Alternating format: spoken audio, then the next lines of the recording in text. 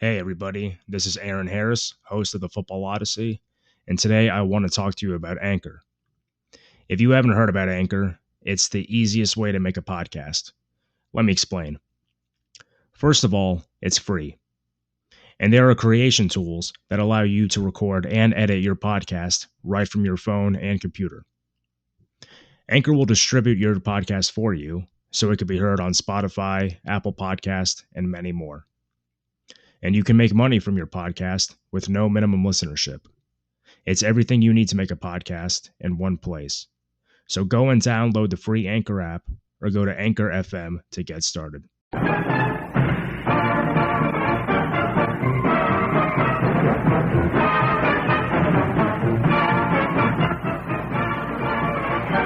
Professional football championship game between the Cleveland Browns and the Detroit Lions. Brought to you by America's most widely acclaimed new car, the bold new Pontiac, and your authorized Pontiac dealer.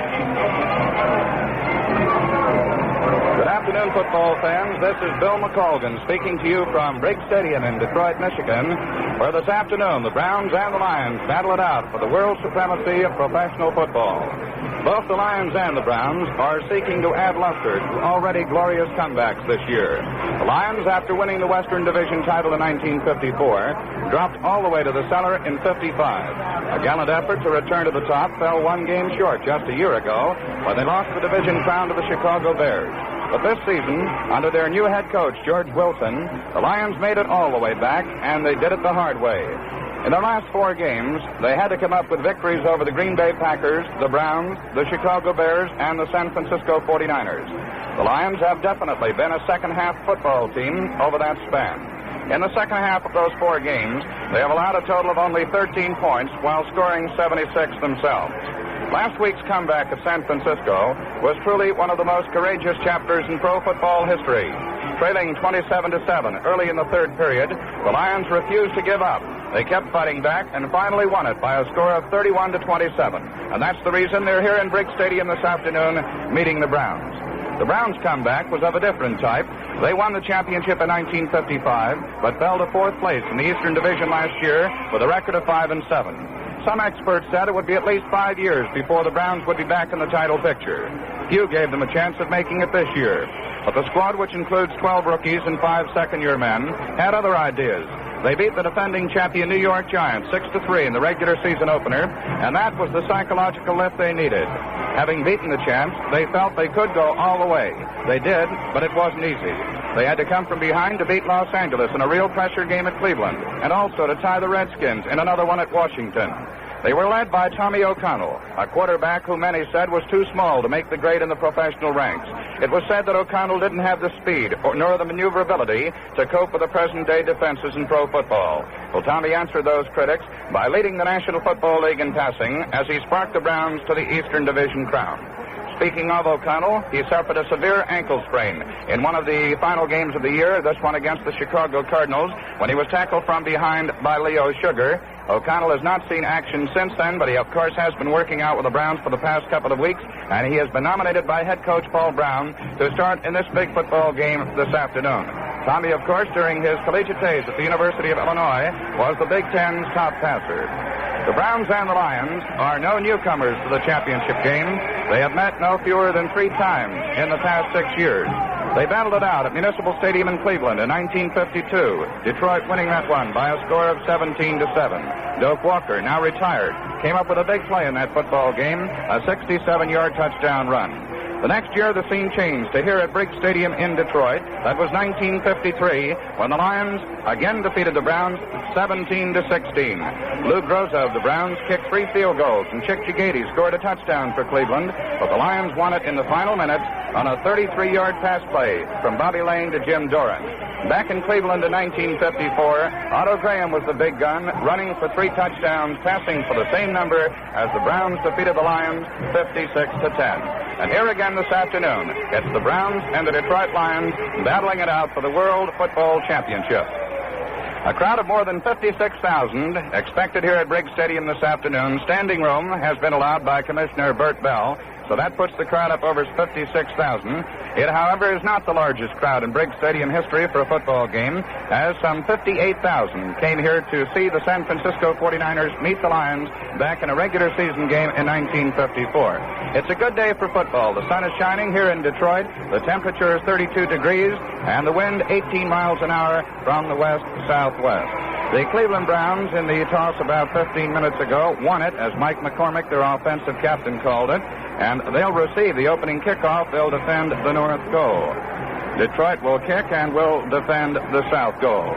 The Detroit Lions come into the game with a record of 9-4. The Browns have won 9, lost 2, and tied 1. We'll return with the starting lineups in just a moment. Right now, your Pontiac dealer has the answer for those of you who are looking for a low-priced car. Got those small car blues? Then here's good news. The Pontiac Chieftain beats the best of the low-price 3, and for less money. It's bigger. The Pontiac beats them in size with a whopping 122-inch wheelbase. It's more powerful. Pontiac beats them in power with dual action Tempest 395 performance. It's more advanced. Pontiac beats them with the boldest engineering advances in 50 years and luxury. Matching interiors, even wall-to-wall carpeting. Let your Pontiac dealer show you why. The Pontiac Chieftain beats the best of the low-price 3 for less money. See your Pontiac dealer soon. The Lions head coach, George Wilson, is in his first year in that capacity. He took over as boss of the Lions just 2 days before the preseason schedule opened, when Buddy Parker suddenly resigned. Parker, of course, later went on to the Pittsburgh Steelers. The job that Wilson turned in with the Detroit team definitely must be considered as one of the top coaching jobs of the year. Wilson played professional football with the Chicago Bears, but he has been in the Detroit organization for the last 9 seasons. Of course, most football fans the nation over are familiar with the record of Paul Brown. His coaching record covers service at Severn Prep down in Maryland, where one of his A-stars was Slade Cutter. Then he returned to his native Massillon, Ohio. From there, he moved on to Ohio State, then to the Great Lakes Naval Training Station during World War II, and he has been head coach of the Cleveland team since 1946, when the club was organized as a member of the now-defunct All-America Conference. In that time, the Browns have been out of a title game just once. During their 4 years in the All-America Conference, they won the conference championship on all 4 occasions. They entered the National Football League in 1950, and since then have been in the title game in all seasons except last year, when they finished with a 5-7 record and finished 4th place in the Eastern Division. That record, incidentally, marked the first time that a Paul Brown coached team lost more games than it won.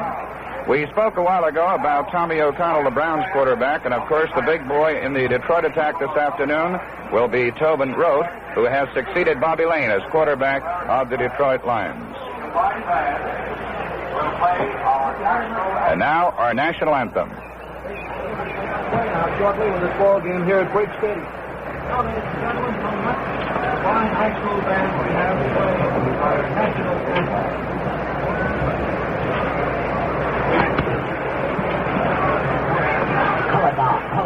The color guard is now marching out to the flagpole, which is in center field here at Briggs Stadium for the baseball season. And now the combined high school bands international anthem.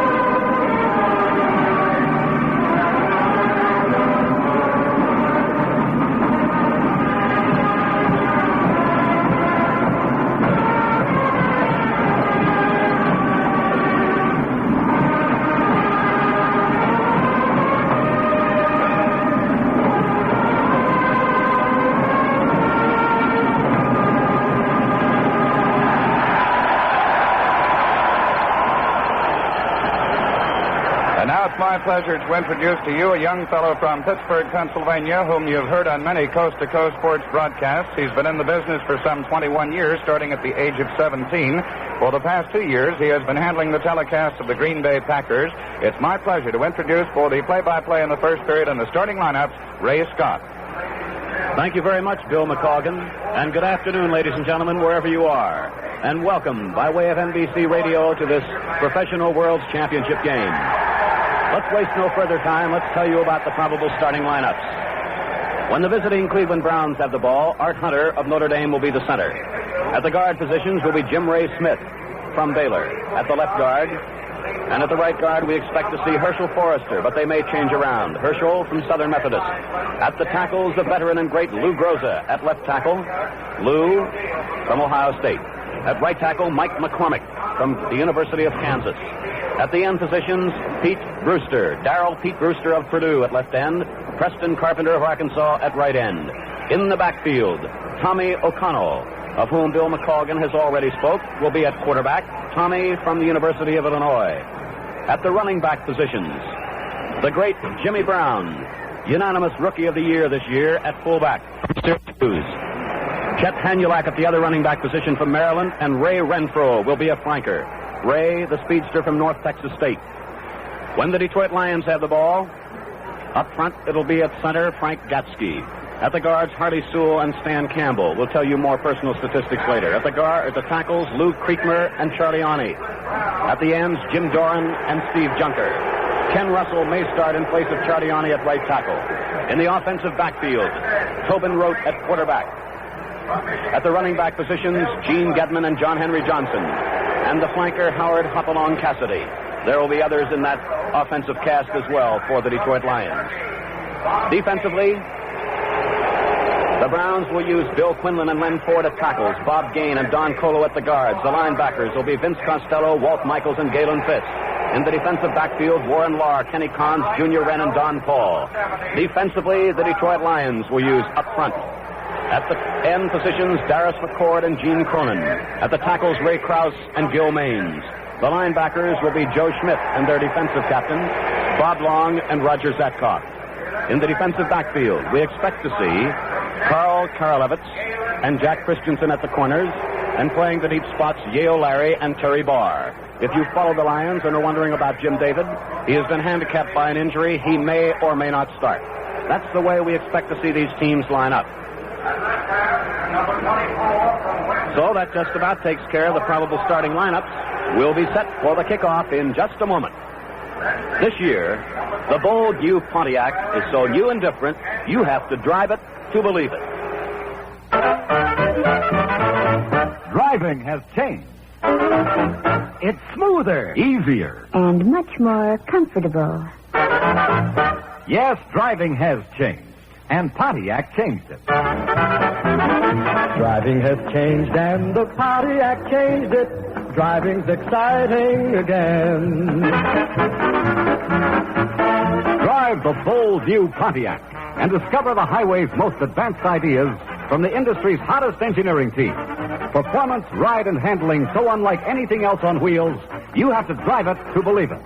Driving has changed and the Pontiac changed it. Driving's exciting again. See your Pontiac dealer, take a test ride today. Discover driving has changed when you're driving the Pontiac way. See your Pontiac dealer for a drive and a deal you'll never forget.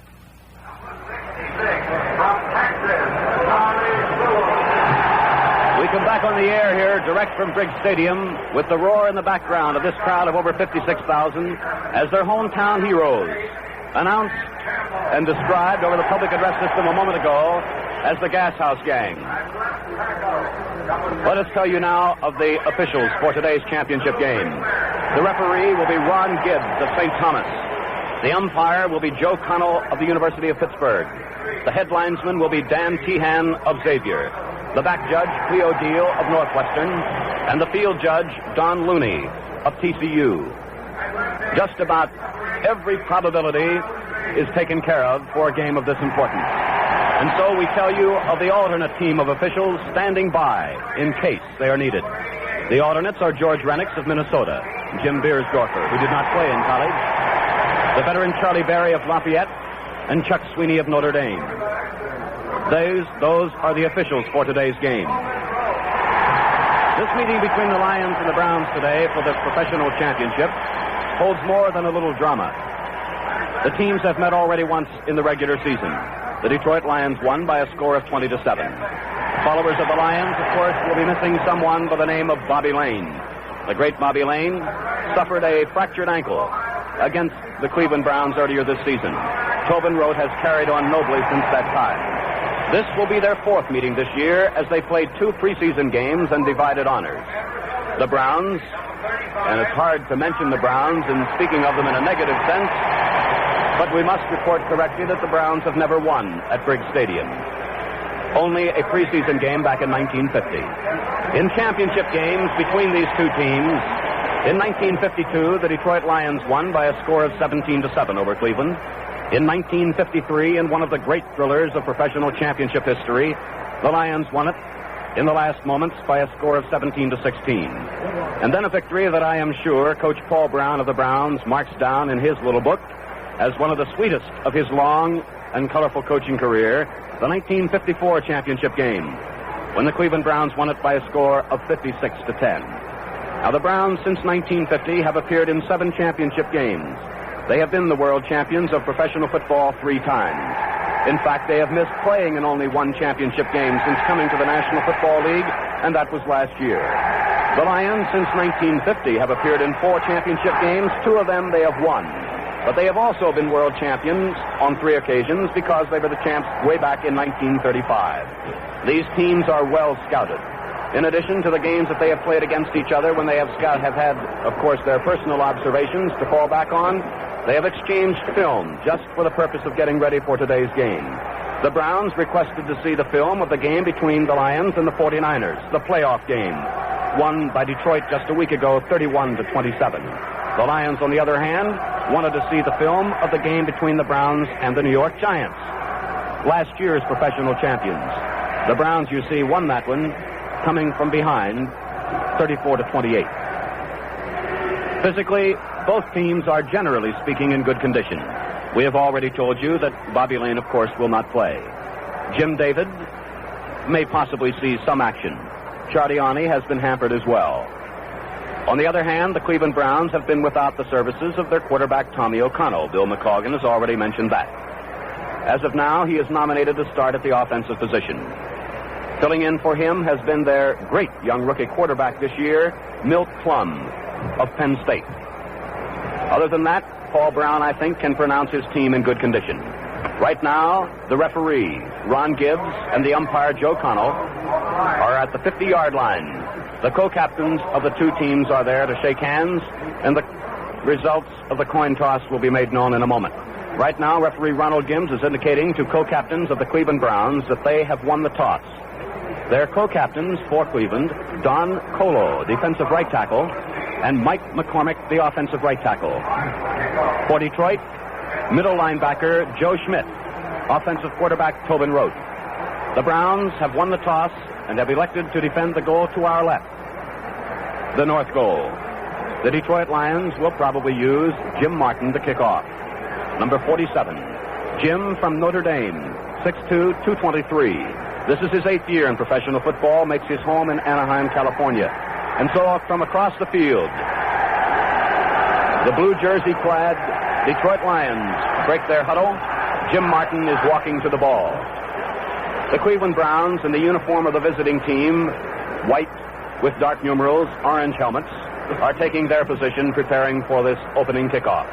From Briggs Stadium in Detroit, the championship of professional football will be decided this very beautiful afternoon. Considering that it is December, the sun is shining.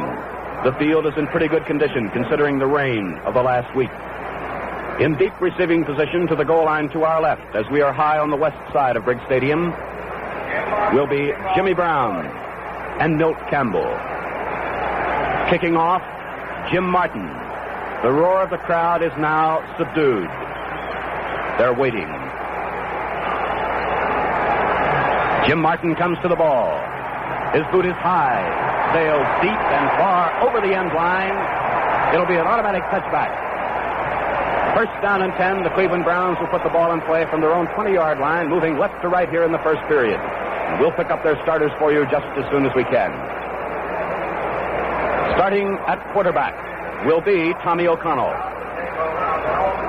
Lou Carpenter will start in place of Chet Henulak. Lou from Arkansas, brother of Preston. Jimmy Brown will be at the other running back position, and Ray Renfro will be an inside flanker on the right. The right end is Preston Carpenter, and the left end split is Brewster, and O'Connell fades the pass on the first play. He throws deep and out to the left, and Brewster has it at the sidelines and is belted out of bounds immediately after a gain of 17 yards to the 37 or possibly 38-yard line of Cleveland. A down-and-out pass pattern on the first play finds Tommy O'Connell hitting Pete Brewster. He's run out of bounds by Carl Karalevitz of the Detroit Lions secondary. And so the Browns are 1 for 1 in the passing department. First and 10, the ball at the inbounds marker, far side of the field, at their own 37-yard line. Up front, Art Hunter's at center. The guards are Forrester and Jim Ray Smith, Lou Groza, Mike McCormick at the tackles. We've already told you of the ends. They're both split this time. O'Connell under center. The snap, pitch going to the left side and swinging outside of end and belted out of bounds at the 43-yard line is Jimmy Brown. Carl Karalevitz again in on the defensive play. The gain is beyond the 40 to the 43-yard line. Out of bounds on the far side of the field. It is a gain from the 37 to the 43 of 6. Second down, 4. Calling the defensive signals for the Detroit Lions is Joe Schmidt. McCord is playing at the one-hand position. At the other end is Gil Maines. Second down, 4, O'Connell under center. The snap, pitch out to the right. Coming outside is Carpenter. He is belted and spun down at the 44.5-yard line. Lou Carpenter. Coming up from the secondary is Yale Larry with help from Joe Schmidt, who came over from his middle linebacker position. Paul Brown will be alternating his guards as per usual, sending in instructions prior to every play. The guards alternating are Jim Ray Smith and Fred Robinson. Again on the last play of a yard and a half, it is third down and a short 3 yards to go. Renfro is an outside flanker and the ends are tight. O'Connell pitches to Carpenter. Trying to go outside to the left. He gets up to about the 42-yard line. He'll be very close to a first down. Jimmy Brown. Out to the left side. The ball has not been moved as it is near the out of bounds on the far side of the field because it is that close to a first down. No indication as yet from the officials that they'll have a measurement. The ball is now brought in to the inbounds marker. It is fourth down and about a half yard short of a first down. And the Browns send in their punting formation. After taking the opening kickoff, Cleveland moved to a first down on the first play of the game when quarterback Tommy O'Connell hit left end Pete Brewster on a down and out pass to the left for 17 yards. Dropping back in twin safety for Detroit, Yale Larry and Terry Barr. Now the Browns will line up first as if they're in a T and then immediately go back to a punt formation. It'll find Kenny Cons punting from the Cleveland 31. The pass from center is true. The kick is a wobbly one off to the right. Barr watches it land at the 25, rolls back to the 20. He picks it up and is downed immediately at the 10-yard line. He was driven back from the 11, is where the ball will be placed, as Terry Barr elected to handle that punt with 3 Browns standing by, led by Paul Wiggin, their defensive left end. A 41-yard punt. First and 10. Detroit has the ball for the first time in this game from their own 11-yard line. We're early in the first period. There is no score. The championship of professional football at stake at Briggs Stadium in Detroit. The Lions first and 10 from their own 11-yard line. The ball at the inbounds marker near side of the field. Quarterback Tobin Rote immediately splits both ends and flanks Cassidy out to the right side. The snap to Rote over left tackle. Swinging now wide to the left and being caught for a loss of 1 is Gene Gedman. Walt Michaels is the first man of Cleveland to hit him. It is a loss of a half yard back, let's call it the 10-yard line, a loss of 1, second down 11. Calling the defensive signals is Walt Michaels for Cleveland. Second down 11. After 2.5 minutes of play in the first period, there is no score. The Lions have the ball. Coming up now, their second play from scrimmage from their own 10-yard line. Split out to the left is Jim Doran. Again, it is Gedman off left tackle. He finds a big hole, comes to the 15, to the 20, and spins to the 20.5. Don Paul in on the defensive play for Cleveland. Gene Gedman from the University of Indiana makes his home now in Detroit, Michigan, native of Duquesne, Pennsylvania. Shy of a first down by a half yard, the ball is placed right on the 20-yard line, inbounds marker near side of the field. It is third down and less than a yard for Detroit. The Browns have the only first down of the game. We're forced to punt. Detroit now has it on third down. Doran again splits left. Cassidy is an outside flanker to the right side. Gedman over left guard, spins away from one tackler. He may or may not have the first down. It's that close. Walt Michaels came booming in there to bring him down. And so players now, along with officials, surround the ball. We will now have an official timeout for a measurement. The chains come in from the near side of the field. First down by inches at the 21-yard line. So the gain was just a half yard, but enough for Detroit to even up the first down department. They have their first one. Tobin wrote at quarterback. Gedman, John Henry Johnson at the running backs. Cassidy this time comes out of the huddle and flanks to the right side.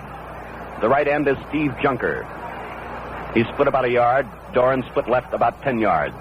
The snap. John Henry Johnson over right guard to the 25 to the 30. Swings to the left, 35, 40-yard line. John Henry Johnson broke over a big hole on the right side of the Browns line. Swung out to the left. He's finally brought down by Don Paul of the secondary and Galen Fisk, the linebacker. John Henry Johnson carries for a Cleveland first down, just shy of the Lion 40 by a half yard. And again, it's Walt Michaels setting up the defense for Cleveland. A 19-yard run for John Henry Johnson. Again, Cassidy will be a flanker to the right. Junker and Doran are split at ends a couple of yards. The snap, and Rote fades to pass. He looks, he throws over the middle, and it is complete at the Brown 40-yard line to right end Steve Junker, who cut across the middle and made a tremendous catch right in front of Kenny Carnes, who made the tackle. So Rote is 1 for 1 in the passing department, and the Lions are in Cleveland Brown territory at the 40-yard line. First down and 10, Detroit. There is no score after 5 minutes of play in the first period. This is the first time that either team has been able to penetrate beyond the 50. The Lions, first down and 10 at Cleveland's 40-yard line. Jim Doran splits to the right. Cassidy will flank outside Steve Junker now, who is lined up at left end. The ends have switched. Tobin Rote under center. A four-man Cleveland line, 3 linebackers tight, and coming to the outside is Gedman. He gets away from one man, but he's caught after a short gain of 1. Swinging outside his own left tackle, running laterally. He's pinned down by Don Paul, who plays the right corner, along with Vince Costello and Junior Wren. A gain just across the 40 to the 39-yard line. A gain of 1. Second down, 9. The interior offensive lineman for Detroit, Lou Creekmer of William & Mary at left tackle. Kenny Russell is at right tackle. The guards are Harley Sewell and Stan Campbell, and Stephen Brown is at center. Cassidy flanks outside the right end, Steve Junker. Jim Doran is split left. Rote fades the pass on second down, 9. He hits his man at the 26-yard line, Doran. He falls forward to the 25 as he's tackled. Don Paul makes the tackle. As the left end, Jim Doran made a move as if to go deep, but he stopped, button hook, took the strike, and it's a first down for Detroit at the 26-yard line as the ball is placed down at the inbounds marker. The defender that time slipped as he came to make the defensive play. The field is in, as we told you prior to the start of the game, excellent condition considering the weather, but it has its slippery spots. Cassidy is a flanker way outside to the right this time, and only the left end, Doran, is split. First and 10 at the 26-yard line of Cleveland. Detroit's Tobin Rote under center. No score in the game, first quarter. A fake to Johnson, and Gedman on a trap play over the right side. Comes up to the 22-yard line, and there he's thrown back very hard by 4 Cleveland Brown players led by Vince Costello and Galen Fisk, 2 of the linebackers. The fake that time went to the first man through, John Henry Johnson. The handoff went actually to Gene Gedman.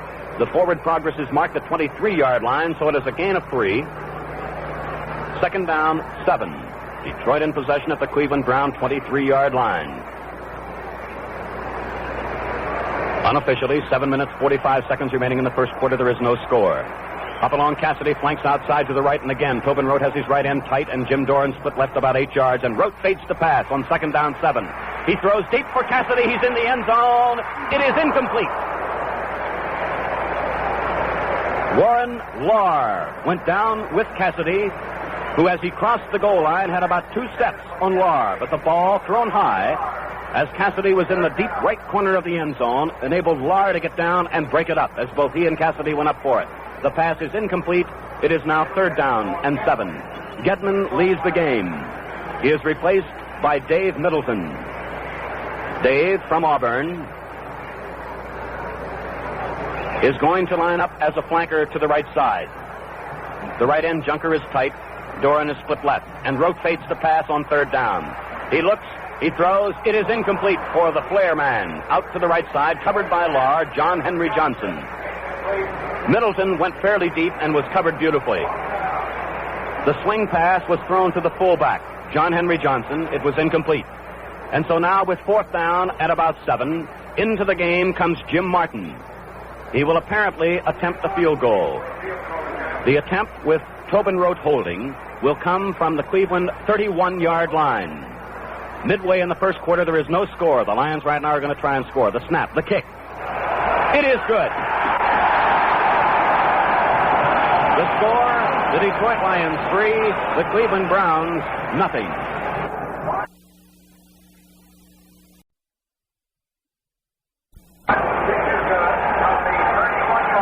What's new in automobiles? The way to find the answer to that question is to go take a look at the Bold New 58 Pontiac. Because in Pontiac, you're going to find everything is new. You see, Pontiac started right from the very beginning with the all-new Aeroframe. That's the chassis that gives Pontiac new length, brings the height down 4 inches, while giving you more headroom than ever. And this Aeroframe design brings with it many new and exciting features. Pontiac circles of steel safety body, for instance, that surrounds you with rugged girder steel from every angle. Ever-level Air Ride, the new Pontiac ride that floats you along on air and keeps your car always level no matter how you load it. Pontiac's new direction styling that is fresh and new because it's based on new inner construction. And precision performance delivered by the all-new Tempest 395 engine. See all these new features. See and drive the bold new Pontiac this week. Pontiac, America's #1 road car. And now back to Ray Scott. Right, Bill McColgan. Jim Martin preparing to kick off for Detroit as the Lions score first and lead 3-0 at the midway point of the first period. The whistle with Campbell and Brown deep to receive. Jimmy Brown in the end zone, takes it 5 yards deep and decides to run it out. He comes up the left side to the 5, to the 10, and he's spun under at the 17. Making the tackle, along with Jim Martin, who kicked off, Gary Lowe, who was in there on the kickoff team for Detroit. He is a defensive back. So the Browns have the ball, 1st down and 10 at their own 17-yard line. The white-clad Cleveland Browns moving left to right here in this first period, trailing by a score of 3-0. The ball at the inbounds marker, far side of the field. Again under center, it'll be Tommy O'Connell. Ray Renfro will flank to the right. The ends are in tight. In the running back spots are Carpenter, Lou Carpenter, and Jimmy Brown. O'Connell fades to pass. Excellent protection. Throws out to the left side. Renfro has it at the 27-yard line. He's brought down immediately. O'Connell pass complete to Renfro. Making the tackle, Yale Larry. Whistle on the field. We're going to have an official timeout. It is not a team timeout. That play started at the 17, and it's very close to a 1st down. It is short by about a foot. 2nd down and just inches.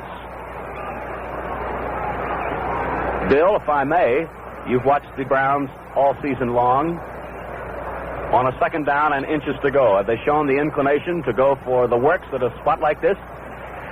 Yes, Ray Scott, there have been times when they have gone for the distance, when it appears that it might be just a straight buck up the middle. But right now, let's see what head coach Paul Brown has sent in. He again has made his change at a guard position with instructions on 2nd down and a foot to go at the Browns' 27-yard line. O'Connell under center. 5-man, Detroit Lions. The snap. Straight ahead goes Jimmy Brown. Across the 30, he has the 1st down with a couple of yards to spare. The Detroit Lions, in chalking up their field goal, making the march deep into Cleveland territory, chalked up 4 1st downs as that drive started from the 10. Joe Schmidt and Gil Maines in on the stop for Detroit on this last play as Jimmy Brown picks up the 1st down at the Cleveland Brown 30-yard line. Jimmy Brown, who pulled down the rushing crown in the National Football League this year. First-year man from Syracuse, he has been tremendous. This time, O'Connell is going to split both his ends, and Renfro is an inside flanker on the right side. and the running backs are wide apart as O'Connell fades to pass. He looks once, he throws, it is intercepted by Bob Long. He's at the 30, the Browns 25. He's at the 20-yard line.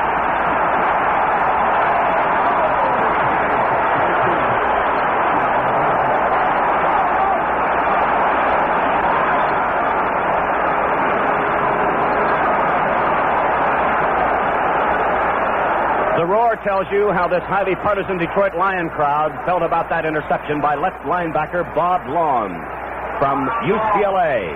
And the ball is spotted at the 19-yard line of Cleveland, inbounds marker near side of the field, and the Lions, moving right to left, have a tremendous break.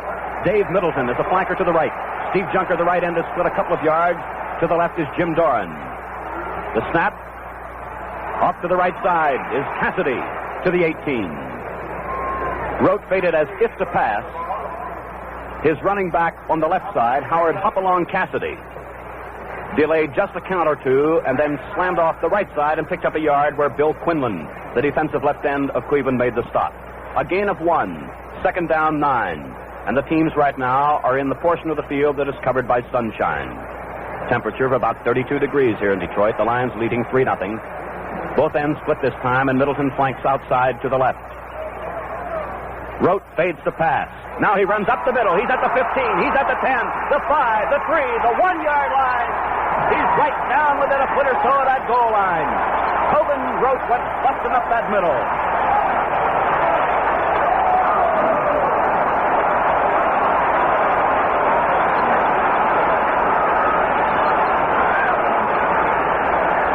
Tobin Rote has been, throughout his great career in the National Football League with the Packers and this year with the Detroit Lions, one of the great running quarterbacks.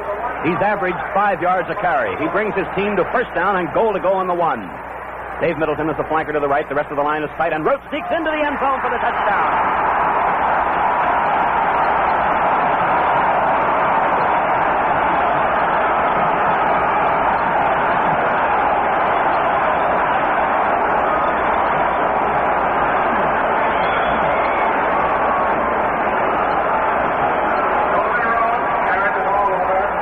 Jim Martin comes into the game. He will attempt the extra point as the Lions now lead with 4 minutes of play unofficially remaining in the first period, 9-0.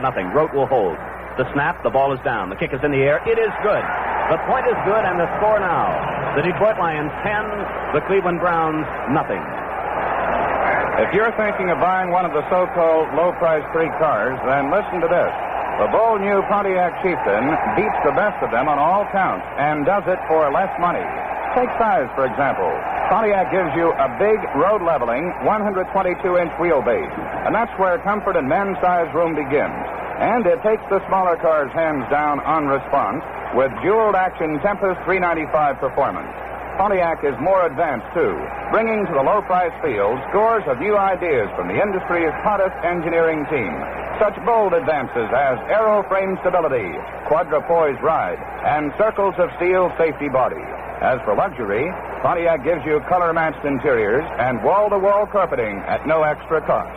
In short, Pontiac is far and away more car for less money.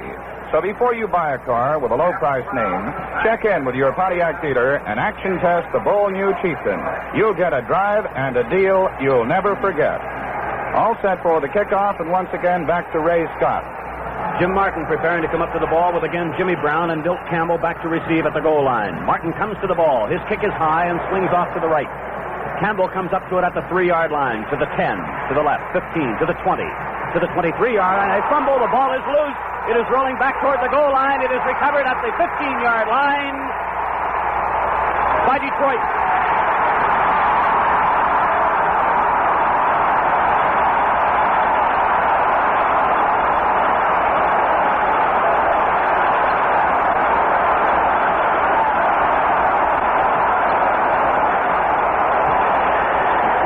Credit Terry Barr of the defensive secondary in on the kickoff team of Detroit for recovering that fumble at the Cleveland Brown 15-yard line as Milt Campbell fumbled. And Detroit has their second break in just a couple of moments. Tobin Rote under center, Middleton flanking to the left, and Rote fades to pass. He looks, he throws, incomplete at the 1 as Middleton took a step as if to go inside, and the pass was thrown as if he intended to head to the sideline. It is incomplete. Second down 10. As Rote at this point, with the breaks heavily favoring the Lions at this point in the first period, has decided to go immediately for the long gainer. Second down 10, Detroit at the Cleveland 15-yard line. Unofficially, 3.5 minutes remaining first quarter. The Lions are leading by a score of 10-0. Jim Doran splits to the left this time, and Middleton is outside the right end as a flanker. The snap. Short gain over left guard by Hopalong Cassidy. Walt Michaels made the stop. A change coming in now for the Detroit Lions. Gene Gedman is coming in. Cassidy started this game in the offensive unit for Detroit as the flanker back. Just preceding the last touchdown, the first touchdown of the game, he came in at a running back position. He is now leaving the game in favor of Gene Gedman, who comes back in. Third down, 9 yards to go. The ball at the 14-yard line. Rote fades the pass. Looks right, looks left. Over the middle, it is complete to the 5, to Junker, to the 2, to the 1. And he's swarmed under at about the 2-yard line. Right over the middle, Steve Junker got loose. It is a first down and goal to go at the 1.5-yard line of Cleveland. As Rote, at the last instant, as he was about to be hit, spotted Junker over the middle loose. He hit him with a beauty. First down and goal to go. Detroit at the 1.5-yard line. Late first quarter, a little better than 2 minutes remaining. The official time in the National Football League is kept by the umpire. The clock that we refer to is unofficial. Middleton flanks way out to the right, and both ends are tight for Detroit. Straight ahead goes Gedman. Close to the goal line. The head linesman will mark his forward progress very closely. The head linesman immediately puts his hand on his head to indicate there's an official time. Dan Pehan, the head linesman of today's game. Players unpile. Ball is put down. It's a foot short.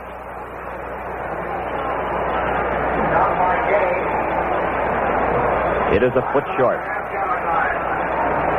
The public address announcer says the half-yard line. We won't quibble. It's close. Goal to go. Middleton flanks to the right. Rote sneaks over guard. Is he in there? No signal from the officials. He evidently has not made it. Tobin Rote trying to sneak over left guard. It is now just inches short as the players unpile and the ball is spotted. It is now third down and goal to go. The Lions scoring first on a field goal. Then they intercepted a pass and set up the first touchdown of the game. Jim Martin kicked the extra point, and they led 10-0. A fumble on the ensuing kickoff. The Lions recovered, and they're now third and goal to go on the 6-inch line. Rote under center again, a massed defensive line. Straight ahead goes Gedman. He is in there.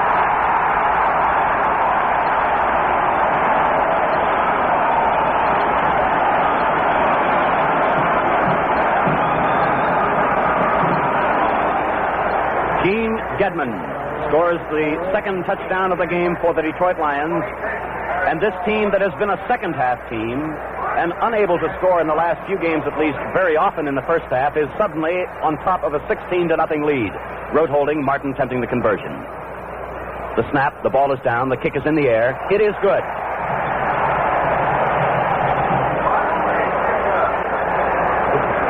And so now the Detroit Lions lead the Cleveland Browns by a score of 17-0.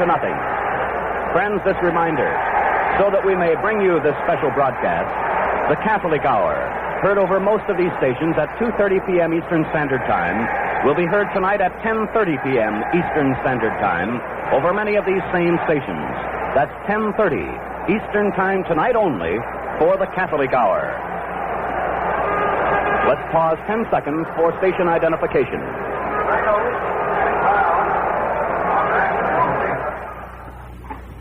This is WGY, WGFM, Schenectady. There is a change now for the Cleveland Browns in the deep positions preparing for the kickoff. Milt Campbell was shaken up on that last kickoff and has now been replaced at a deep spot by Billy Reynolds, who teams now with Jimmy Brown, as Jim Martin prepares to kick off. with a little better than a minute remaining in the first period, and the Lions leading by a score of 17-0. Martin comes to the ball. His boot is down the middle, and Reynolds at the 4, slips to one knee, gets up, comes to the 10, 15, 20, 22, and there he's hit by a very hard tackle by John Gordy, rookie guard from Tennessee, in on the kickoff unit for Detroit. First down and 10 to Cleveland at their own 22-yard line, between the 21 and 22. Tommy O'Connell will be the Cleveland Brown quarterback. Tommy from the University of Illinois has had a tremendous year for Cleveland. He has an inside flanker on the right, Ray Renfro. The ends are split. Brown and Carpenter at the running back positions, and fading to pass is O'Connell. He looks to the left and he throws deep, intended for Brewster. It is complete and going out of bounds at the 42-yard line, as wrestling him out is Carl Karolevitz of the Detroit secondary. Pete Brewster takes the down and out pass from Tommy O'Connell. Seconds remaining in the first period. First down for Cleveland at their own 41.5-yard line. The guards exchanging for Cleveland today with instructions from Paul Brown are Jim Ray Smith and Fred Robinson. Fred from the University of Washington. Jim Ray Smith from Baylor. Renfro is flanking outside the right end, who is tight this time, as O'Connell gives to Carpenter. Takes to Carpenter, and off to the left side goes Renfro with blockers in front of him to the 50, 45, 40, into Detroit territory at the 37-yard line. A beautiful fake that time. It looked as if Lou Carpenter was swinging out to the right, but Ray Renfro, from his flanking position on the right, circled wide to the left and crossed into Detroit territory and is finally brought down at the 38-yard line by Yale Larry. First down and 10, Cleveland now at the 38-yard line of Detroit. Ray Renfro breaks out of the huddle and flanks to the right side. Pete Brewster is split left. The right end, Preston Carpenter, is in tight. O'Connell the snap. Swinging out to the left this time is Carpenter. He cuts back sharply, brought down from behind at the 35-yard line by Bob Long, who circled the play, and Terry Barr, who came up from the secondary, along with Gil Maines, the defensive right end. Preston Carpenter is the right end of the Cleveland Browns in their offensive unit, and in a running back position, Lou Carpenter. They are brothers, both from the University of Arkansas. A gain on the play to the 34-yard line of 4, and it's second down 6 for Cleveland. There is the gun. That's the end of the first quarter and the score. The Detroit Lions 17, the Cleveland Browns nothing. When you're at a football game, it's nice to know all the signs that the officials use. But if you're in the market for a used car, there's one sign that you should know. The Goodwill Used Car sign. You'll find it at your Pontiac dealers, and it tells you he has the best used cars in town. Because before a car can be a Goodwill used car, it is carefully reconditioned by Pontiac-trained expert mechanics. And when it does earn that Goodwill sticker, it's guaranteed by your respected and responsible Pontiac dealer. So see him soon and look over his Goodwill Used Cars. As we prepare for the start of the second quarter of this championship football game of the National Football League from Briggs Stadium in Detroit, it is now my pleasure to call in the young man whom you heard prior to the start of the game, who will be calling the plays for you here in the second quarter, who has followed the Cleveland Browns all year long as their play-by-play broadcaster on radio. So from Cleveland, Ohio, here is Bill McColgan. Bill? Thank you very much, Ray Scott. All set for the second period, and the Lions certainly are off to a flying start in this one as they took advantage of two breaks. One, a fumble by Mel Campbell in which Terry Barr picked up the football. The other, a pass interception by Bob Long.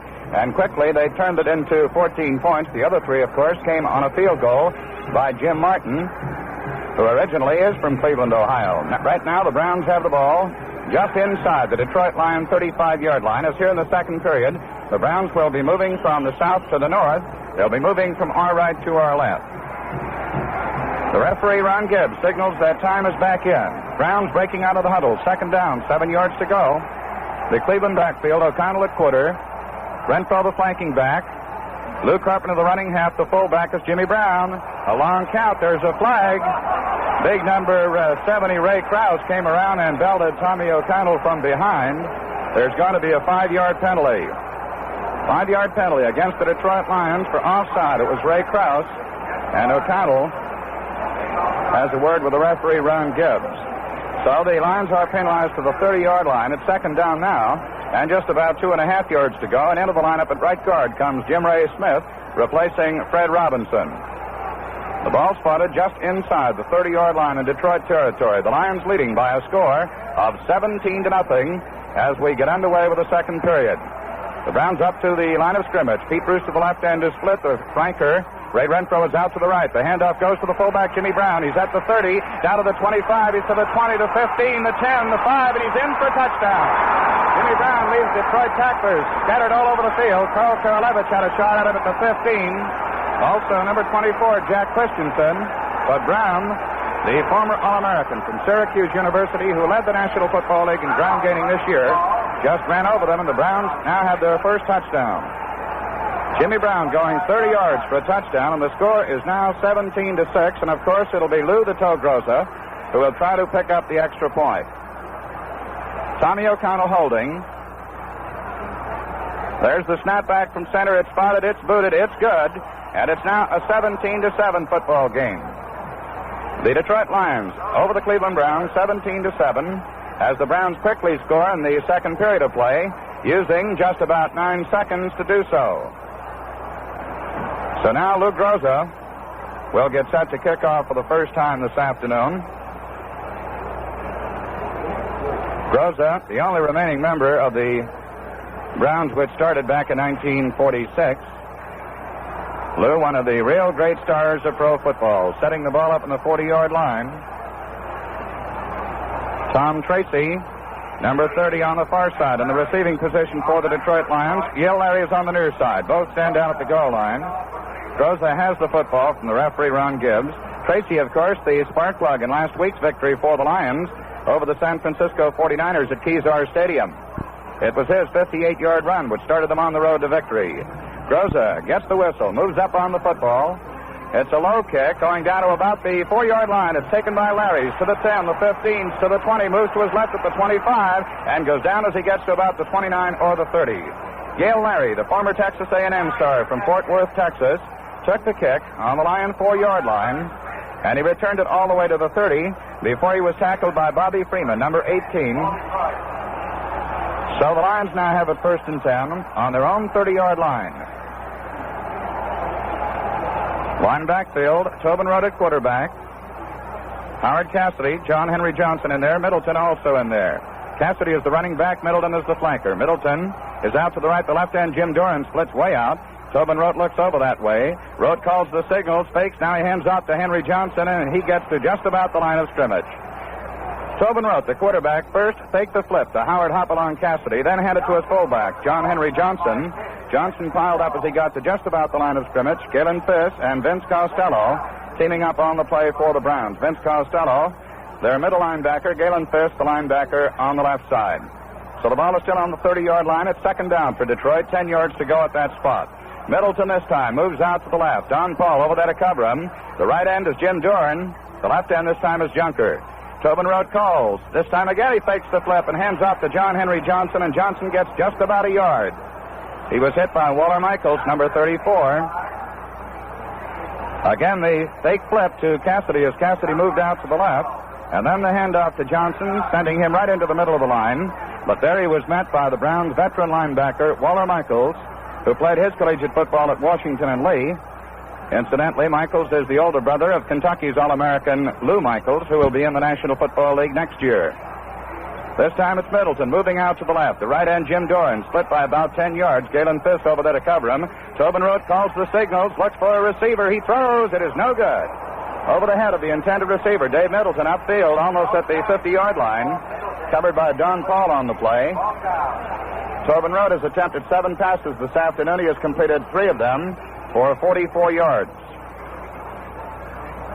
That time he tried to hit Middleton on the far side of the field, near the sideline. Yale Larry comes into the football game now to do the punting for the Detroit Lions. Back in the double safety for the Browns, standing inside the 30-yard line. Chet Hanulak on the near side, Billy Reynolds on the far side. Very few of Larry's punts have been returned this year. He kicks them high and he kicks them far. He was rushed. The kick goes to Billy Reynolds at the 34. He's to the 35, but he is down back at the 34. Dorn Dibble was downfield. Dorn Dibble made the tackle. The rush was put on Yale Larry by Jim Ray Smith. The kick went to about the 34, and that's exactly where Reynolds ended up, a 46-yard punt. And the Browns have it, 1st and 10 on their own 34-yard line. They huddle back inside the 25-yard line. Score of the game, the Lions 17, the Browns 7 in the second period. Renfro, the inside flanker of the left. Brewster, the left end, is split out by about 15 yards. The handoff goes to the fullback, Jimmy Brown, going straight ahead. He gets just a couple of yards, moving across the 35-yard line. Hit by Ray Krause and Joe Schmidt. Krause, 275 pounds. Joe Schmidt, 222 pounds. The Lions' great linebacker. The ball is spotted just over the 35. We'll call it the 35. Give Brown a gain of a yard on the play. And it'll be 2nd down and 9 yards to go. Cleveland out of the huddle. Preston Carpenter, the right end, splits out. Brewster does the same on the left side. And Renfro is the inside flanker to the right. O'Connell at quarterback calls the signals. The Lions up there in a 5-man line. The blitz is on. O'Connell back to pass. He throws. It is no good.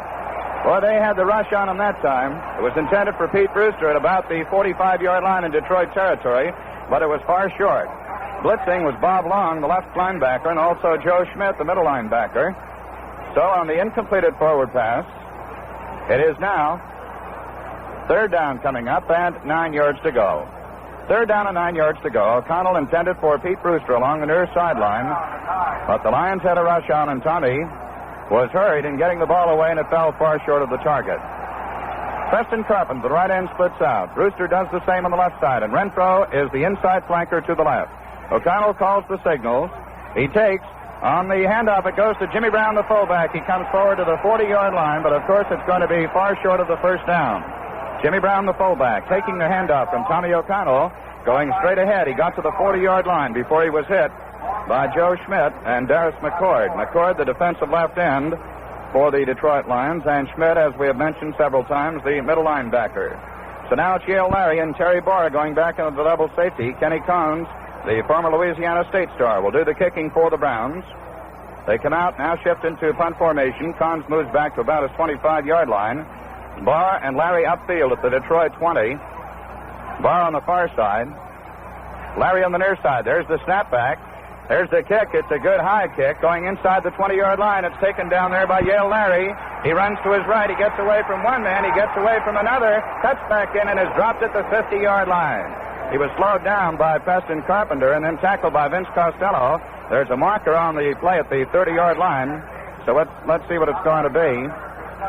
42-yard punt for Kenny Collins. Vince Costello made the tackle. The kick went to about the 19-yard line, and Larry brought it back from there to the 25. But let's see now what the call is going to be. It's a holding penalty, and it's going to be against the Detroit Lions. So the Browns get a break as Detroit is penalized.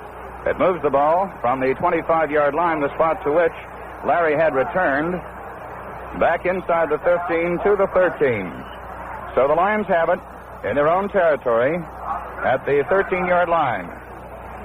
The Lions lead by a score of 17-7. That penalty a half the distance to the goal line penalty. Jim Doran splits way out to the right. Middleton is out to the left. Tobin Rote calls the signals. He takes. He gives to Cassidy. Cassidy comes forward to about the 15-yard line. Warren Lahr, Galen Fisk in there to hit him along with Bob Gain. Bob Gain leading the charge. Lahr and Fisk then coming up to help out. So Cassidy gets from the 13 to the 16-yard line. A gain of 3. It'll be 3rd down, or 2nd down, I should say, and about 7. 2nd and about 7. And now the Detroit Lions are preparing to call a timeout. With the Lions taking timeout, the score is Detroit 17 and Cleveland 7. If you feel your car budget calls for sticking to the low-price 3, I've got some news for you. Take a look at the bold new Pontiac Chieftain, the low-price member of the Pontiac family. And when you do, you'll find the Pontiac Chieftain beats the best of the low-price 3 on every count and does it for less money. That's right. The Pontiac Chieftain is priced down below many of the smaller cars and yet beats them from every angle. Size, the Chieftain gives you a man-sized 122-inch wheelbase with roomy stretch-out interiors. Performance, Pontiac's Tempest 395 engine beats the best they have to offer with jeweled action performance. Comfort, the Pontiac Chieftain gives you big car roominess, big car styling, and scores of extras at no extra cost. For example, Pontiac gives you a choice of twice as many color combinations, wall-to-wall carpeting, and even the lowest-priced models. oversized tires, safety plate glass all around, crank-operated ventifanes, and many, many more as standard equipment. Stop in at your dealers and see the Pontiac Chieftain. It beats the best of the low-price 3 for less money. See it this week. 10.5 minutes remaining to be played in the first half of this football game, with the Detroit Lions in front by a score of 17-7. And in case you joined us late, the Lions picked up all 17 points in the first period. 3 of them coming on a field goal by Jim Martin to give them a 3-0 lead. And then they intercepted a pass with Bob Long, who intercepted it to set up a touchdown. And then a fumble by Milt Campbell set up another Detroit score. The Browns scored early in this period on a 30-yard run by their great fullback, rookie Jimmy Brown. The Lions have it, second down, about 7 yards to go. The ball resting just over the 15-yard line at the 16. Doran is out to the right. Middleton out to the left. The left-end junker split by about 5 yards. Rhodes is going back to pass. He throws. It's good to Doran at the 25-yard line. Wrestled out of bounds by Kenny Cons, but it's going to be enough for the first down. Tobin Rote, the Lions' fine quarterback, connecting with Jim Doran, the veteran end, moving from the 16-yard line across the 25. We'll call it the 26-yard line, and it's the Lions' first down and 10 yards to go. The Lion backfield has Tobin Rote throwing them. Middleton, the flanking halfback. Howard Cassidy, the running half, and John Henry Johnson is the fullback.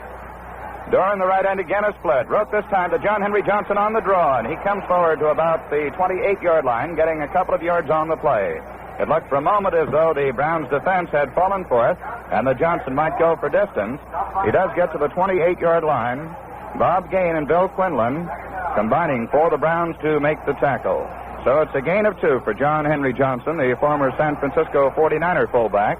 And it's second down and 8 yards to go for the Detroit Lions. The ball resting on the Lions' 28. Middleton is out to the right this time. The right end junker is split, and Doran is the left end. Here it goes to Johnson. He's at the 30, the 35. He's at the 40, cuts to his left. He's at the 45-yard line, is hit and still on his feet, and now is dropped at the 47. Don Colo upfield, Vince Costello also upfield to make the tackle. Another fine run by John Henry Johnson with Waller Michaels, who finally grabbed him. He was hit a couple of times, but still kept going. And the Lions have another first down at their own 47-yard line.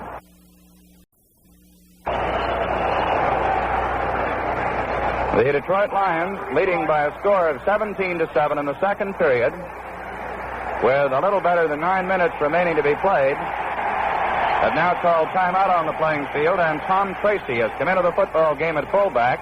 John Henry Johnson has gone out. With timeout on the playing field, let's call on Ray Scott. Ray?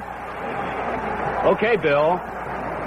Gee, I just sitting here the last couple of minutes, Bill, and reveling in watching these two teams, because you can see that both of these teams are keyed very high.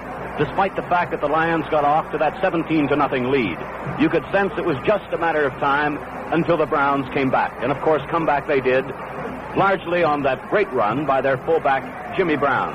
I think it's interesting to point out statistics are usually a very dull thing, but you can't ignore statistics like those that belong to Jimmy Brown in leading the league in rushing and setting, in fact, a league record of one game when he played against the Los Angeles Rams back on November 24th and carried the ball 31 times for 237 yards. An amazing record for a veteran, let alone a rookie like Jimmy Brown in this National Football League. By the way, friends, we'd like you to remember that the bold new Pontiac Chieftain beats the best of the low-price 3 and for less money. So see it at your dealers this week. Well, Bill, this largely a partisan crowd in favor of the Detroit Lions has had a lot to cheer about this afternoon, but I do believe that the folks here in Detroit, as in the rest of the National Football League cities, have over a period of time grown to appreciate good football, whether it's by the home team or in this case by the visiting Cleveland Browns. I think they appreciate good football, and I think we both agree it's been just that so far and more to come. That's for sure. It's been good football in the National Football League all season long, and we should see another honey here this afternoon.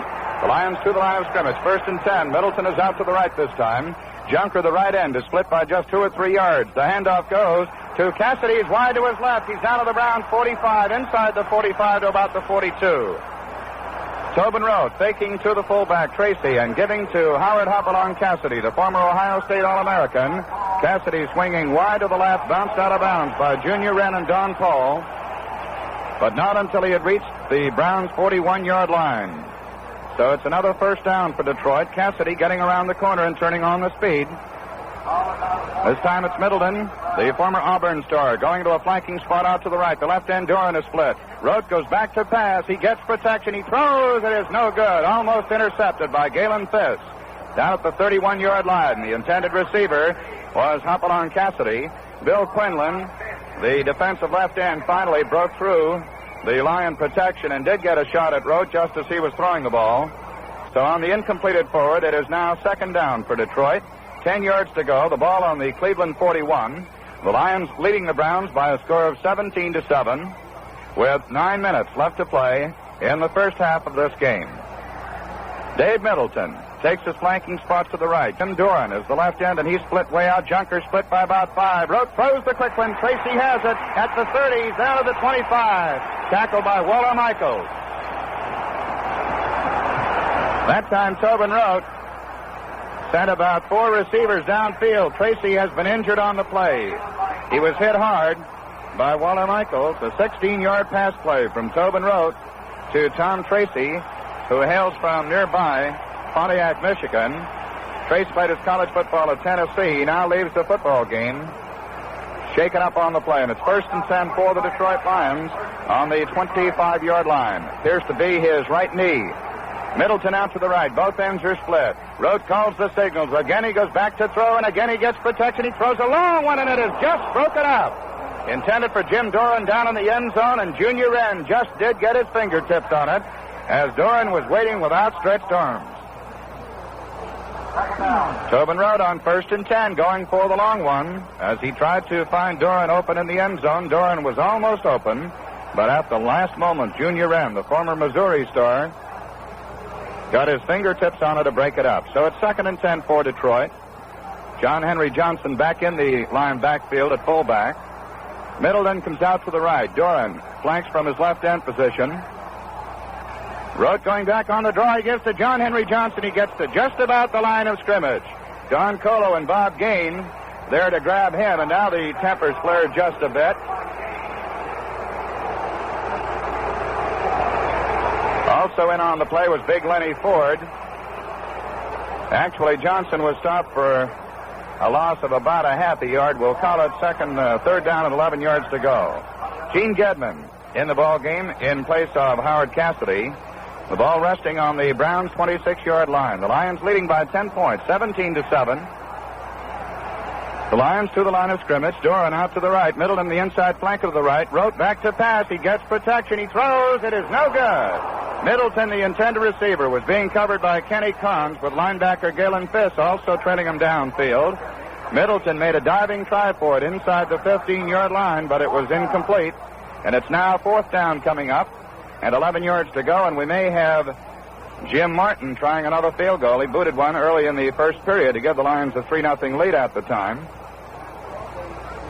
Detroit moving out of the huddle, and it's going to be a field goal try. Tobin Rote will hold, and Jim Martin will try. If it's good, it'll be from the 33-yard line. It's a fake. Rote is running with the ball. He throws a pass, and it's going to be for a touchdown. Fake field goal.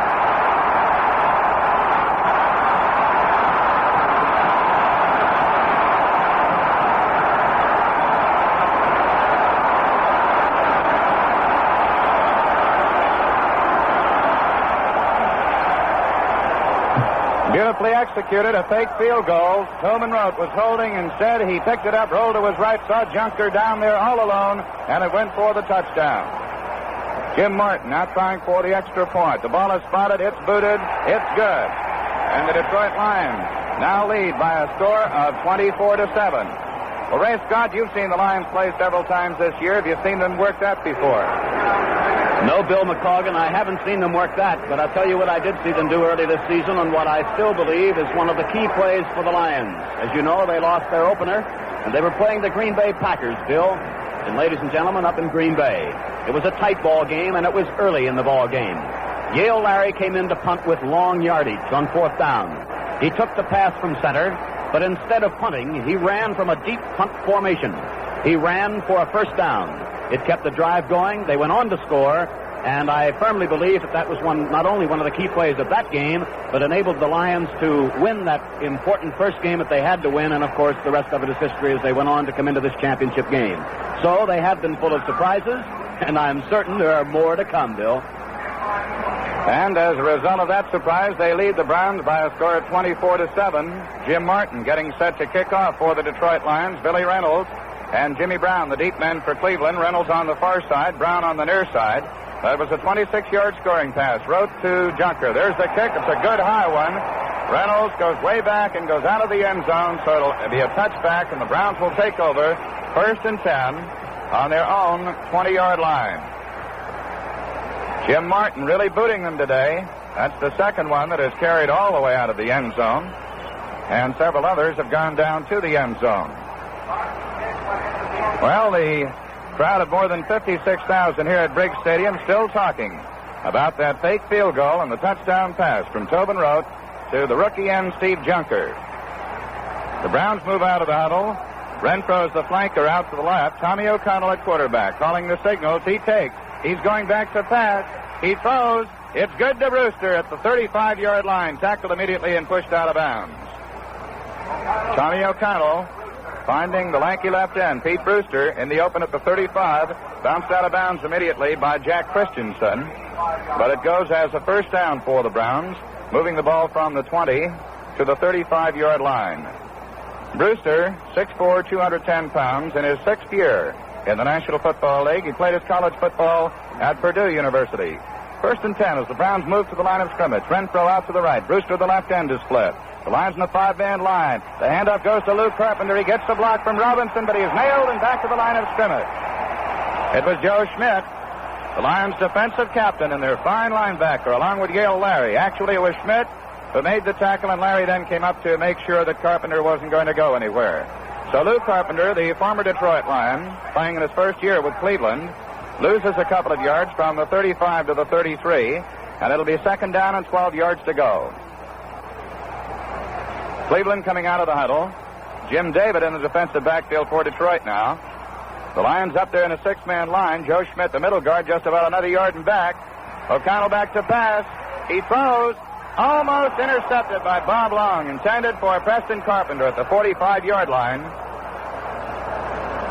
O'Connell's forward pass almost picked off by Bob Long, the linebacker from UCLA.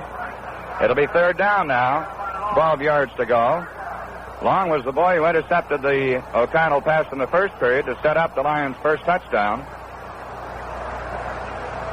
So now it's 3rd down for Cleveland. 12 yards to go, the ball resting on the Browns' 33-yard line. They trail by a score of 24-7 in the first half of play with about 6 minutes remaining in this half. O'Connell calls the signals. The ends are split. The inside flanker is to the right. O'Connell going back to pass. There are flags thrown. It's the screen pass to Jimmy Brown. He gets away from Roger Zatkoff. He's at the 30. He's at the 35, and down he goes at the 36-yard line. The Lions were offside on the play. Tommy O'Connell on the screen pass to Jimmy Brown. The tackle made by Terry Barr. Actually, there was a gain of just a couple of yards on the play, as the line of scrimmage prior to the play was the 33. Brown got to the 35. They're now talking, the officials are talking, where the Browns captain, Mike McCormick, number 74, a fine offensive tackle from the University of Kansas. Mike is 6'4", 247. A 5-yard penalty being paced off, so it moves the ball up to the 39-yard line.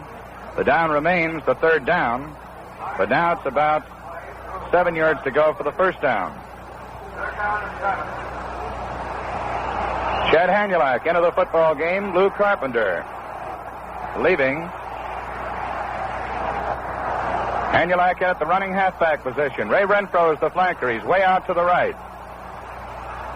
O'Connell calls the signals. Again, the Lions in their 5-man line. The flip goes to Hanulak. He's going to throw the football. He throws. It is intercepted. Chad Hanulak trying to pass to Ray Renfro, but it was intercepted by Jim David. And the Lions have the ball. Tommy O'Connell gave to Chad Hanulak. He started to run out to his right as if it were a running play.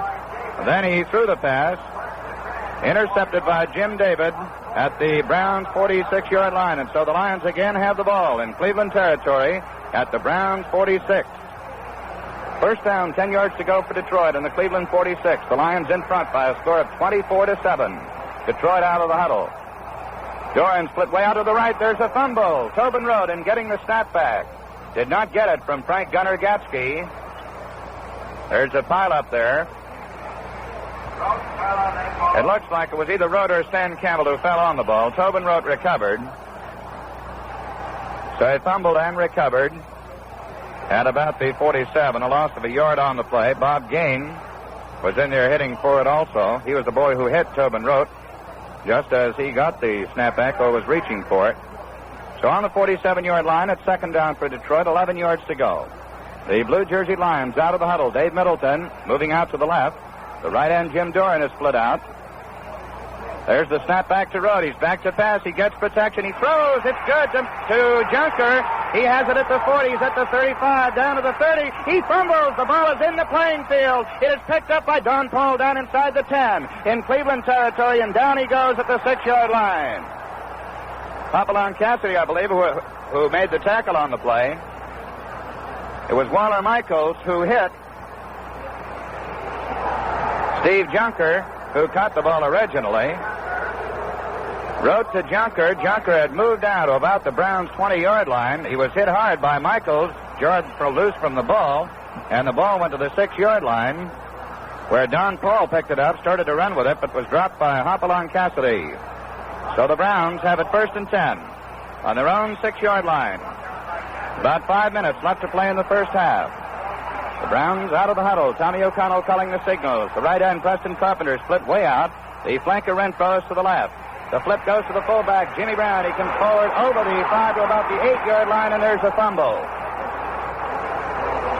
He was hit hard by Darius McCord, the left end of the Detroit Lions. So let's see now who has the pigskin on this one.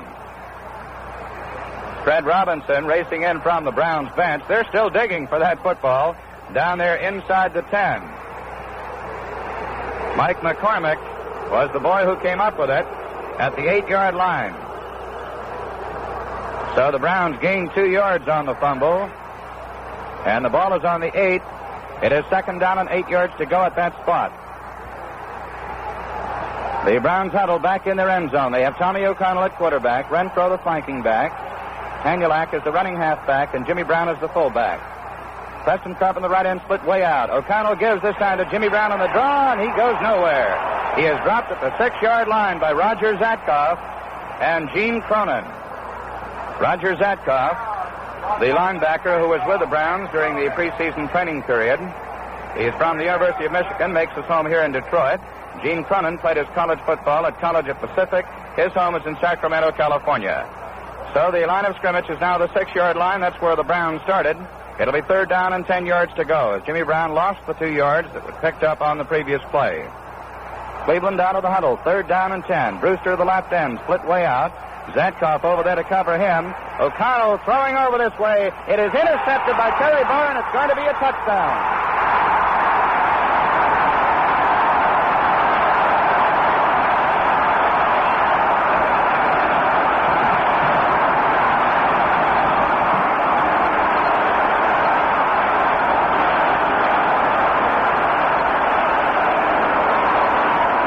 Tommy O'Connell throwing from his end zone, intended for Pete Brewster at about the 18-yard line in Cleveland territory. Picked off by the speedy Terry Barr, the former Michigan star, who raced down the near sideline. No one had a chance. Now Tobin Rote holding at the 10-yard line. Jim Martin boots, and it's good. The point is good. The score is the Detroit Lions 30 and the Cleveland Browns 7. When it comes to buying cars, I guess most people are looking for some way to get more for less. And surprising as it may seem, a simple comparison can show you just how to do that. Just compare Pontiac with cars in the low price class.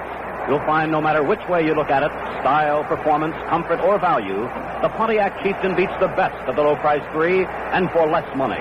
The Chieftain's bigger with a whopping 122-inch wheelbase and Pontiac's roomy stretch-out interiors. The Chieftain's more powerful. They all fall far short of Pontiac's jeweled-action Tempest 395 performance. The Chieftain's more advanced in design, with aeroframe stability, quadrupoise roadability, and circles of steel safety.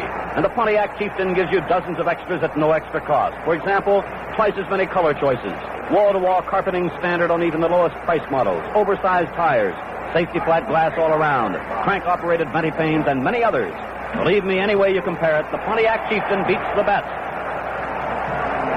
Martin kicking off. Jimmy Brown takes it in the end zone. He's to the 10, the 15, the 20, the 25, the 30, the 35. Cuts to his left. He's at the 45-yard line to the 46, and there he's tackled.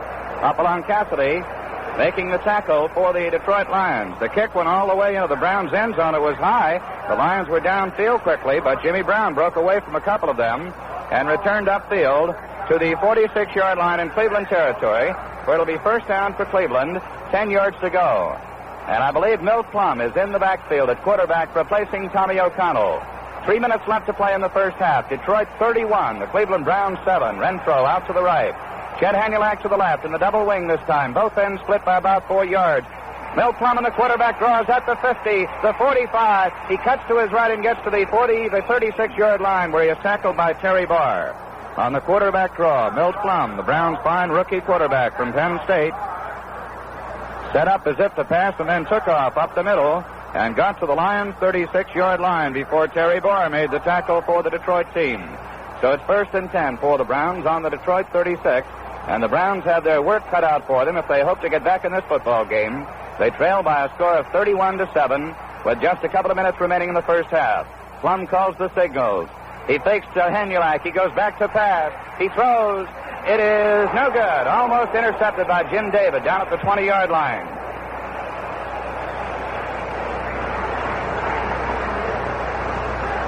Preston Carpenter, the intended receiver at the 20, almost intercepted by Jim David. So on the incompletion, of course, the clock has stopped. And it's second down, 10 yards to go for the Browns on the Detroit 36-yard line. The Cleveland backfield has Milt Plum at quarterback, Ray Renfro the flanking back, Chet Hanulak the running halfback, and Jimmy Brown is the fullback. Renfro goes out to the right, Hanulak to the left, as again we have the double wing. The Lions up there in a six-man line. The rush will be on this time. Plum back to pass. He gets protection. He throws. It is intercepted. Joe Smith, the Lion captain, has it down at the 19-yard line. He was tackled immediately by Preston Carpenter. It was intended for Carpenter, and it was Carpenter who made the tackle. So the Lions take over on the interception by their captain, Joe Schmidt, at the Detroit 19-yard line. Now let's pause 10 seconds for station identification.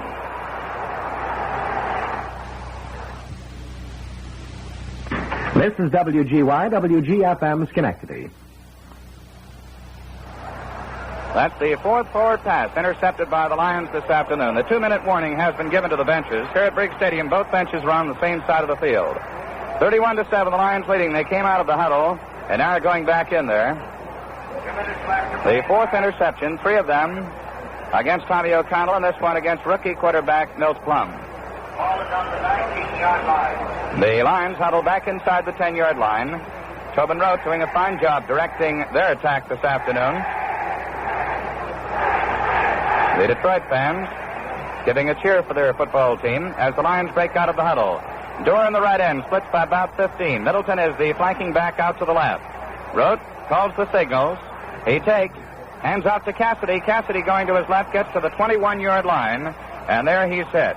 Howard Cassidy, tackled by Walter Michaels, who dove in around his ankles to make the stop. Cassidy, 5'9", 180 pounds. Heisman Trophy winner, of course, the Lions' #1 draft choice a couple of years ago.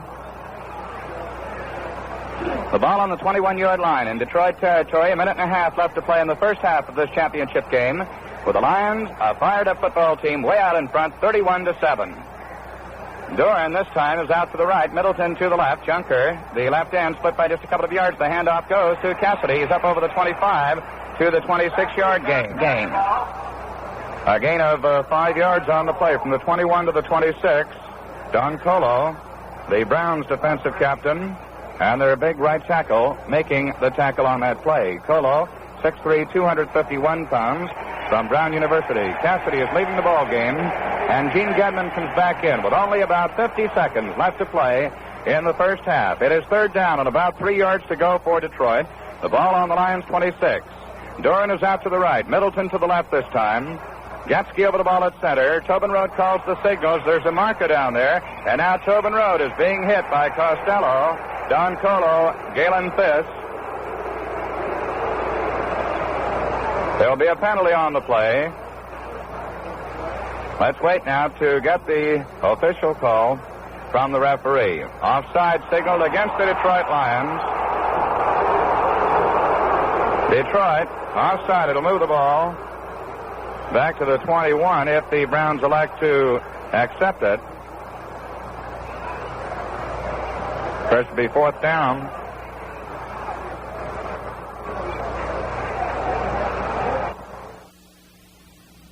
The penalty declined. So now it's fourth down with just about 35 seconds left to play. The ball is on the Detroit 23-yard line. That's where Rote was stopped by Colo. Chet Handulak and Billy Reynolds back in the double safety for the Browns. They stand inside their 40-yard line. In to do the kicking is Yale Larry, and Larry is inside his 10-yard line at about the 8. Just 30 seconds left to play in the first half. Gatsky over the ball at center. He snaps his head up twice. There's the long snap back from center. Larry gets the kick away.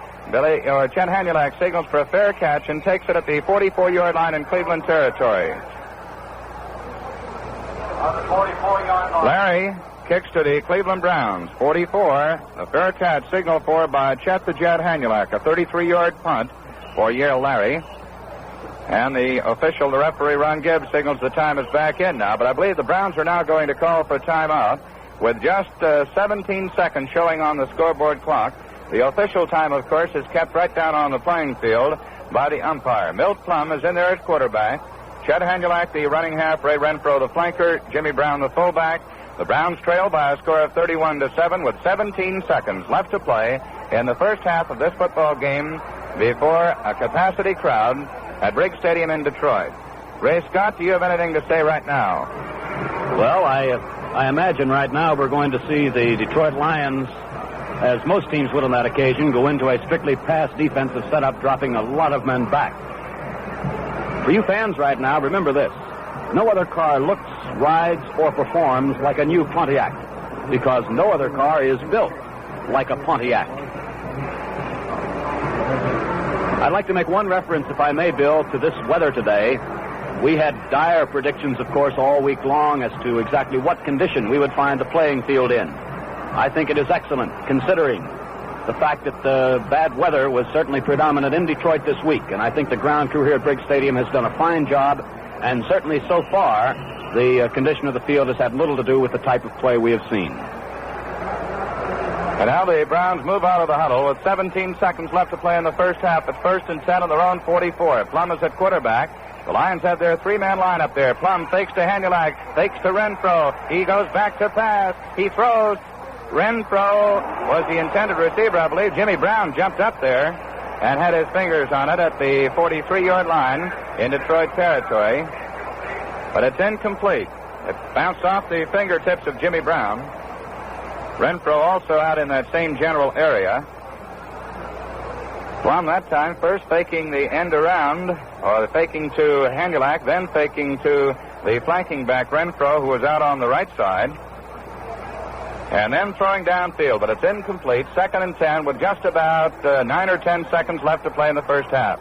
Plum barks the signals. This time he fakes to Handulak. He fumbles, and it is recovered by Gil Maines of the Detroit Lions.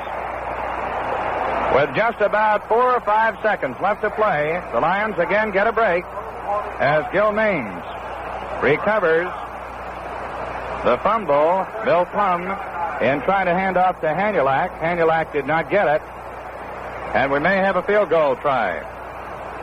With just about 8 seconds, or 5 seconds, I should say, left to play in the first half. Jim Martin is in there.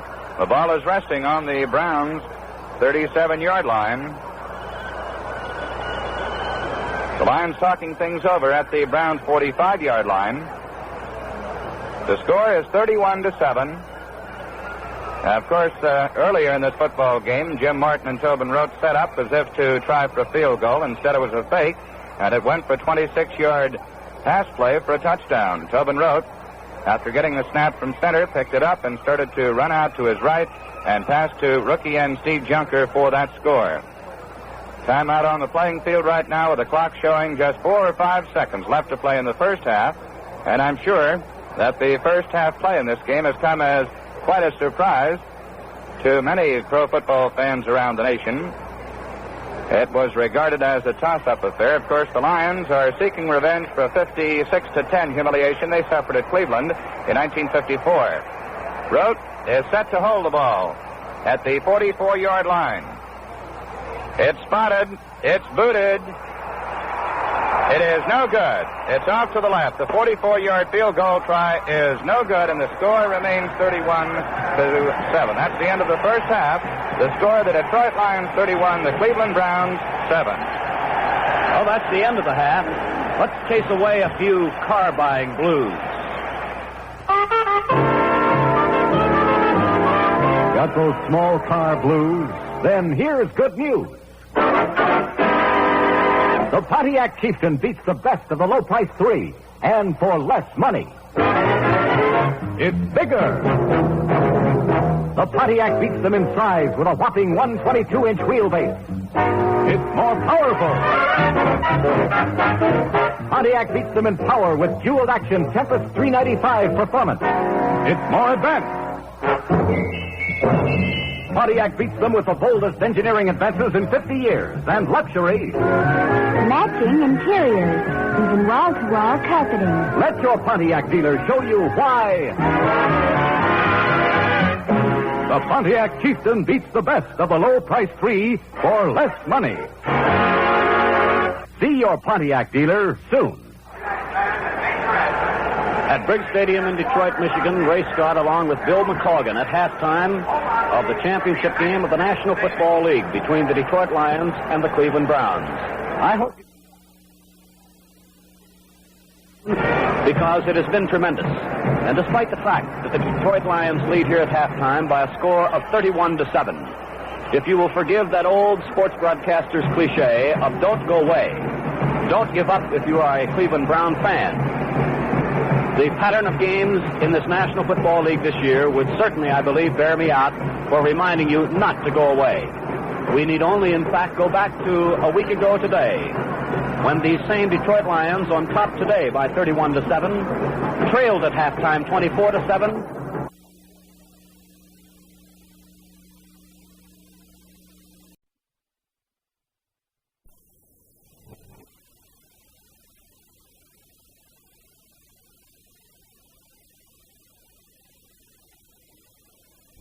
And yet came on to win.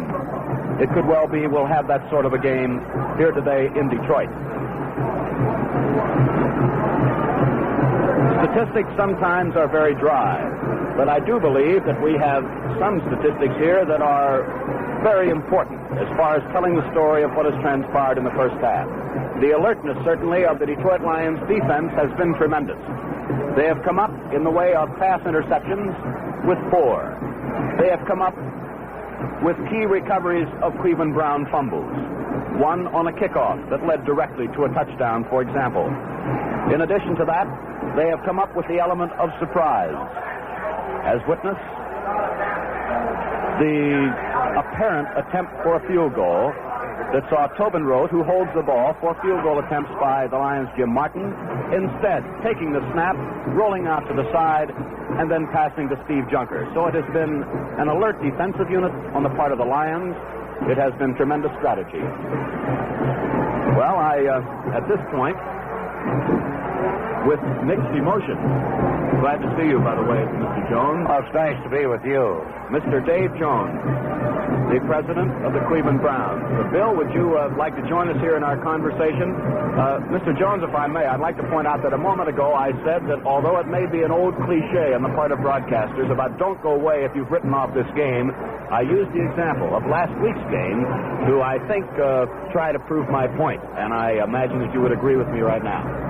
Yes, I do. Of course, there's always a second half, and you never know what will happen. We got away to a real bad start, a fumble on the 20-yard line, and then an interception, which, of course, is 14 points scored very quickly by the Detroit Lions. Now, they look wonderful today, and we up to now haven't looked too good. Mr. Jones, I'm sorry. Go ahead. I was going to ask you this question. At the start of the season, did you believe that your team, with the great number of rookies, 12, I believe the exact number, and other men from other clubs playing the first year with the Browns, did you believe that the Browns would be in this championship game at the end of the season? No, none of us did, including Paul Brown. We were very much surprised and pleased at the showing that our team had made. Bill, as one who has followed the Browns all season long, I'm certain that you'd like to chat here a little bit with Mr. Jones about this game so far today, and also on your impressions of the season that has just passed, the regular season. Ray Scott, of course, it was said many times, and to you too, Dave Jones, that prior to this game that it might be decided on breaks, but certainly no one expected as many breaks to go against the Browns as have gone against them thus far in the football game. I've never seen anything like it. I'm not alibiing for the Browns, but it's just one of those games where everything went right for the Lions and everything went wrong for us. Dave, even though the Browns are far back here at halftime, I'm sure that as a real ardent football fan that you must have enjoyed seeing the execution of that fake field goal. Oh, it was terrific. Well, thanks. Anything else? Being with us here at halftime, and I know that the Cleveland fans are still with the Browns all the way, Dave. And oh, they sure will and always will be, and thanks a lot. It's nice to be with you, Congratulations to you, Mr. Jones, on the showing of the Cleveland Browns this season. Nice to see you, and Happy New Year to you. To Dave Jones, president of the Cleveland Browns, in this professional championship game for yet another time. And, of course, you always have to say that when the Cleveland Browns are mentioned, because every year since they've been in this National Football League, they have been in the championship game with the exception of last year. And as all of you pro fans know, they have come a long way. And certainly the understatement of the year would have to be attributed to Paul Brown at the National Football League's draft meeting a few weeks ago, when a representative of another National Football League team said, Paul, I think of all the years that you've been coaching, this certainly should be recognized as your greatest year. And Paul looked at him and said, yes, we have come a little bit farther than we had planned. And that, I do believe, was an understatement. From the standpoint of yardage, for those of you who like to make a note of figures and so forth, the Browns, as of right now, have picked up 81 yards on the ground. They have passed for 64 more yards. The Detroit Lions, meanwhile, despite their point superiority here at halftime of 31-7, have picked up 118 yards in the air and 94 yards on the ground. It's fairly close. Individually, Tobin Rote has moved to the airways 14 times and has completed 7. As we told you, the yardage involved was 95 yards. Tommy O'Connell, who started the game offensively at quarterback for Cleveland, has passed 8 times, completed 4, and had 2 intercepted. Yardage, 64 yards. Milt Plum, who came in late in the second period, passed 3 times, had 1 interception, and failed to complete a pass. in case you've just tuned in, the score is the Detroit Lions 31, the Cleveland Browns 7. Right now, Pontiac and your authorized Pontiac dealer would like to express their pleasure at having been able to share the first half of this great sports classic with you, and to thank you for being with us. The men and women of Pontiac and all the Pontiac dealers across the country join together in wishing you a Happy New Year and invite you to stop in at your Pontiac dealers this week to see and drive the big, bold Pontiac, America's #1 road car. We pause now for station identification. This is the NBC Radio Network.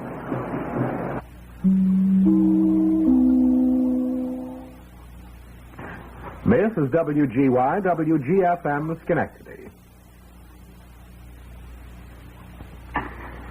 Do you back the attack on traffic accidents? You do if you give solid support to traffic officials, if you take part in local safety activities, and if you bring your own driving performance up to safe standards.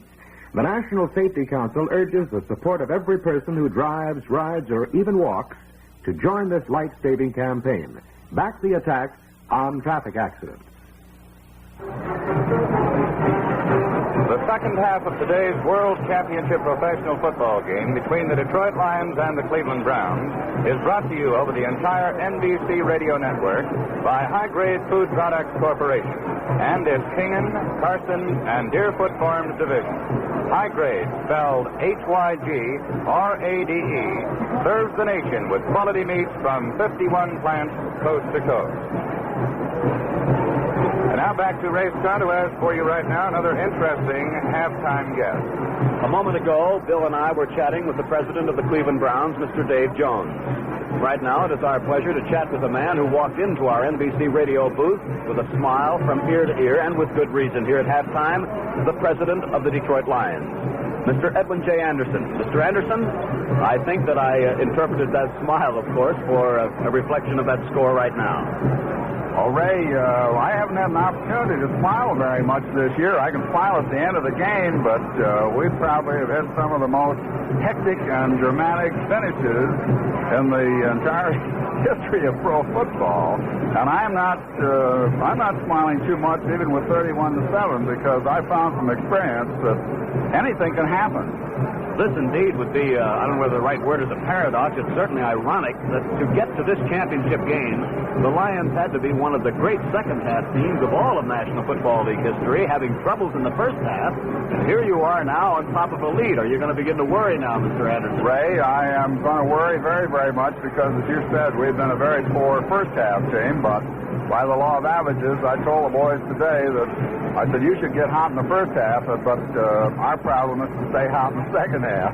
I know, Mr. Anderson, that you would like to make at least some comment of this tremendous support that the Detroit Lions have received from the fans in the Detroit and surrounding area.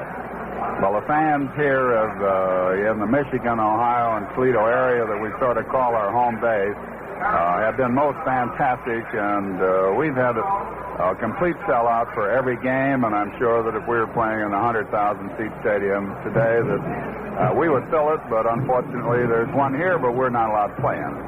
Well, from the standpoint then of support not only of the Detroit Lions, but all of the National Football League generally this year, this truly would be, I imagine, the greatest year as far as you're concerned for the league.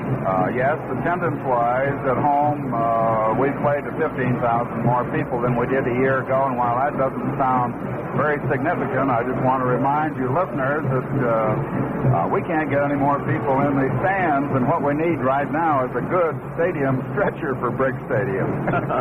Well, thanks very much, Mr. Anderson, for being with us. We appreciate it. And if we may, Bill and I, speaking for NBC Radio, our best wishes to you and a Happy New Year. Thank you, and the same to you and to all the fans across the country. Thanks, Mr. Edwin J. Anderson, the president of the Detroit Lions, leading here at halftime in the Pro Championship game by a score of 31-7. Bill, I think right now that our folks, being perhaps in a holiday mood, would enjoy having a bit of our music from here at Briggs Stadium in Detroit. Huh, Bill? Well, Ray, Scott, they tell me in just a moment maybe we'll get a little bit of music, but right now we have the official statistics and also some other halftime guests here at the intermission between the second and third periods in this Pro Football Championship game between the Detroit Lions and the Cleveland Browns. And the Lions, in case you joined us late, are leading by a score of 31-7, scoring 17 points in the first period, 14 more in the second, while the Browns' lone touchdown came in the second quarter. Ray Scott, you have another guest, huh? That I do. And while we have just a couple of moments before the start of the second half, it's a great pleasure to welcome the owner of the Pittsburgh Steelers, who is here to watch the game in person today, Mr. Arthur J. Rooney. Well, Art, I imagine you yourself as an owner would like to see a game like this played in Pittsburgh some year. I certainly would, Ray, and I hope it won't be long now.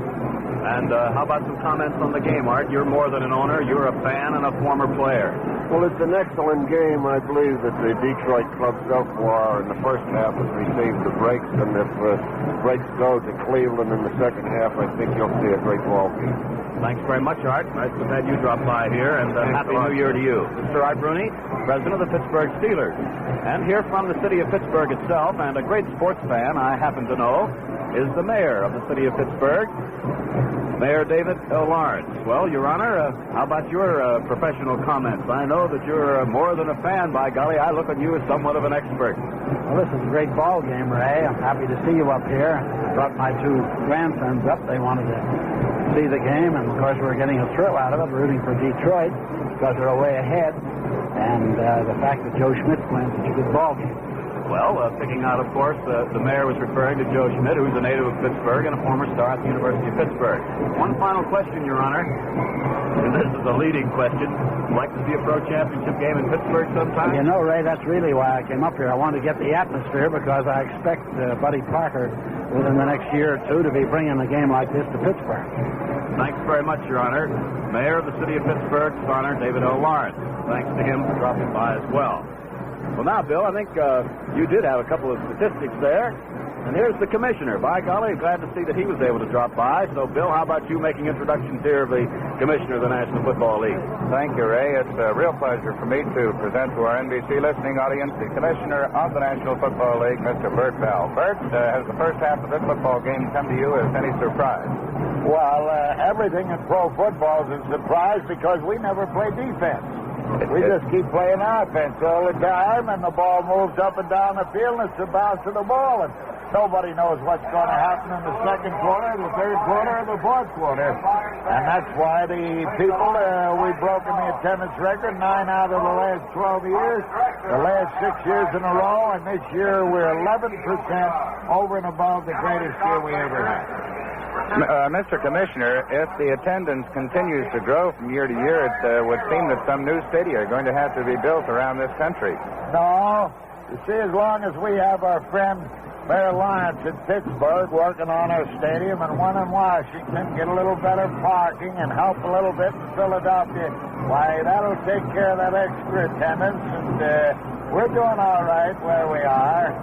Commissioner, there has been some word in recent weeks about the possibility of the league expanding. Do you care to say anything about that? Oh, I think there's a possibility, but I think before the league ever expands, if you're going to put in 2 cities or 2 teams, you've got to give those 2 people the second selection choice for 2 years in a row before you can win. There's no use going in without a football team.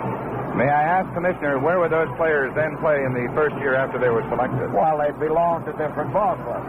But you say that draft for 2 years, but that other team wouldn't come into the league from 2 years in the not future. Until they had a football team. Well, would they play around the league at that yeah. Well, thank you very much, Commissioner Bert Bell, for being with us. Congratulations to you and the league office on another wonderful season of pro football. Thank very much to you fellas. We owe a great debt of gratitude to you fellas that advertise us so well and do a great job for us, and everybody in this league appreciates it. Thank you. Thanks very much, Commissioner. We'll be all set to go with the second half kickoff in just a moment. I would like to say a couple of words about High Grade's all-beef frankfurters. Hot dog!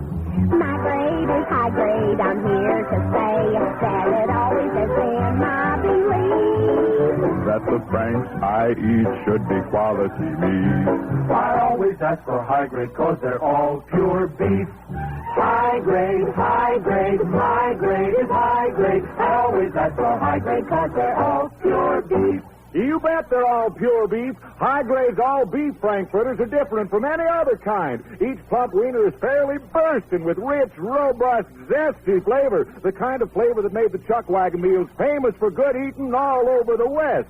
Yes, High Grade's all-beef frankfurters make a real satisfying meal. They're feet under the table, man-filling food. Serve them anytime, lunch, dinner, snack time, you'll love them. High Grade's all-beef frankfurters.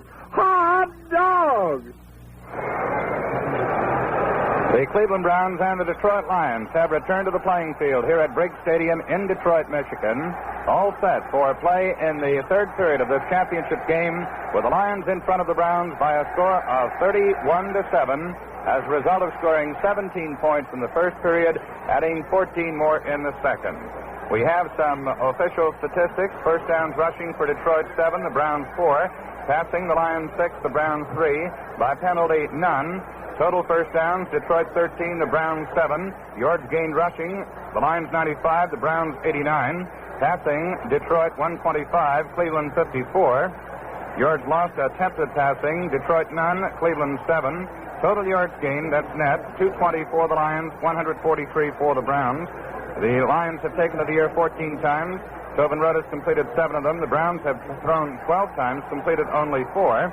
And the Lions, and this has been a big factor in the game thus far, have intercepted 4 of the Cleveland passes, 2 of Tommy O'Connell's, 1 of Chet Hanulak, and 1 of Mel Plum. The Lions have already received instructions from their coaching staff. They're all set to receive the kickoff for the third period. The Browns are still huddled around their head coach, Paul Brown, who undoubtedly had something to say to them at halftime in the locker room in an attempt to get back into this championship football game. The Browns are now moving out on the field, so here again, with the play-by-play of the third period of this football game, is Ray Scott. Right, Bill McColgan. And I think at this moment I would like to make mention of the coaching staffs of these two teams. For the Cleveland Browns, we know the head coach is Paul Brown. His assistants are Howard Brinker, Paul Bixler, Fritz Heisler, Eddie Ulinsky, and Dick Gallagher. The Detroit Lions are headed by George Wilson, his first year as head coach. His assistants are Aldo Forti, Buster Ramsey, Red Cochran, and Bob Nussbaumer. The Cleveland Browns will kick off to start the second half. The Detroit Lions will receive at the goal line to our left, the north goal. Kicking off will be Lou Groza. In position to receive for Detroit deep at the goal line will be Gene Gedman and Yale Larry. Now, Tom Tracy was aided from the field following the first half, and we do not expect to see him in the second half, but we're not sure. The whistle. He comes up to the ball. His boot is high, fairly deep. Larry at the goal line. To the 5 up the middle, 10, 15, slings to the right, 20, 25-yard line, he's snowed under. Yale Larry. Jim Ray Smith was the first Cleveland Brown to make contact. And so the Lions have the ball, first down and 10, their own 25-yard line, moving left to right here in the third period on the long end of a 31-7 lead, fashioned not only by their offensive unit, but by tremendous play by their defensive unit. 4 pass interceptions being very key ones, and 2 recoveries of Cleveland Brown fumbles. First and 10, Detroit at their own 25-yard line, and the lights have been turned on here at Briggs Stadium. Tobin Road is under center. John Henry Johnson and Gedman at the running back positions. Cassidy is an outside flanker to the left. The snap, it is up the middle. Gedman gets just a couple before he's met by linebacker Galen Fiss from Kansas University. Up front, it is Frank Gadsky at center. The guards are Harley Sewell and Stan Campbell. The tackles are Lou Creekmer and Ken Russell.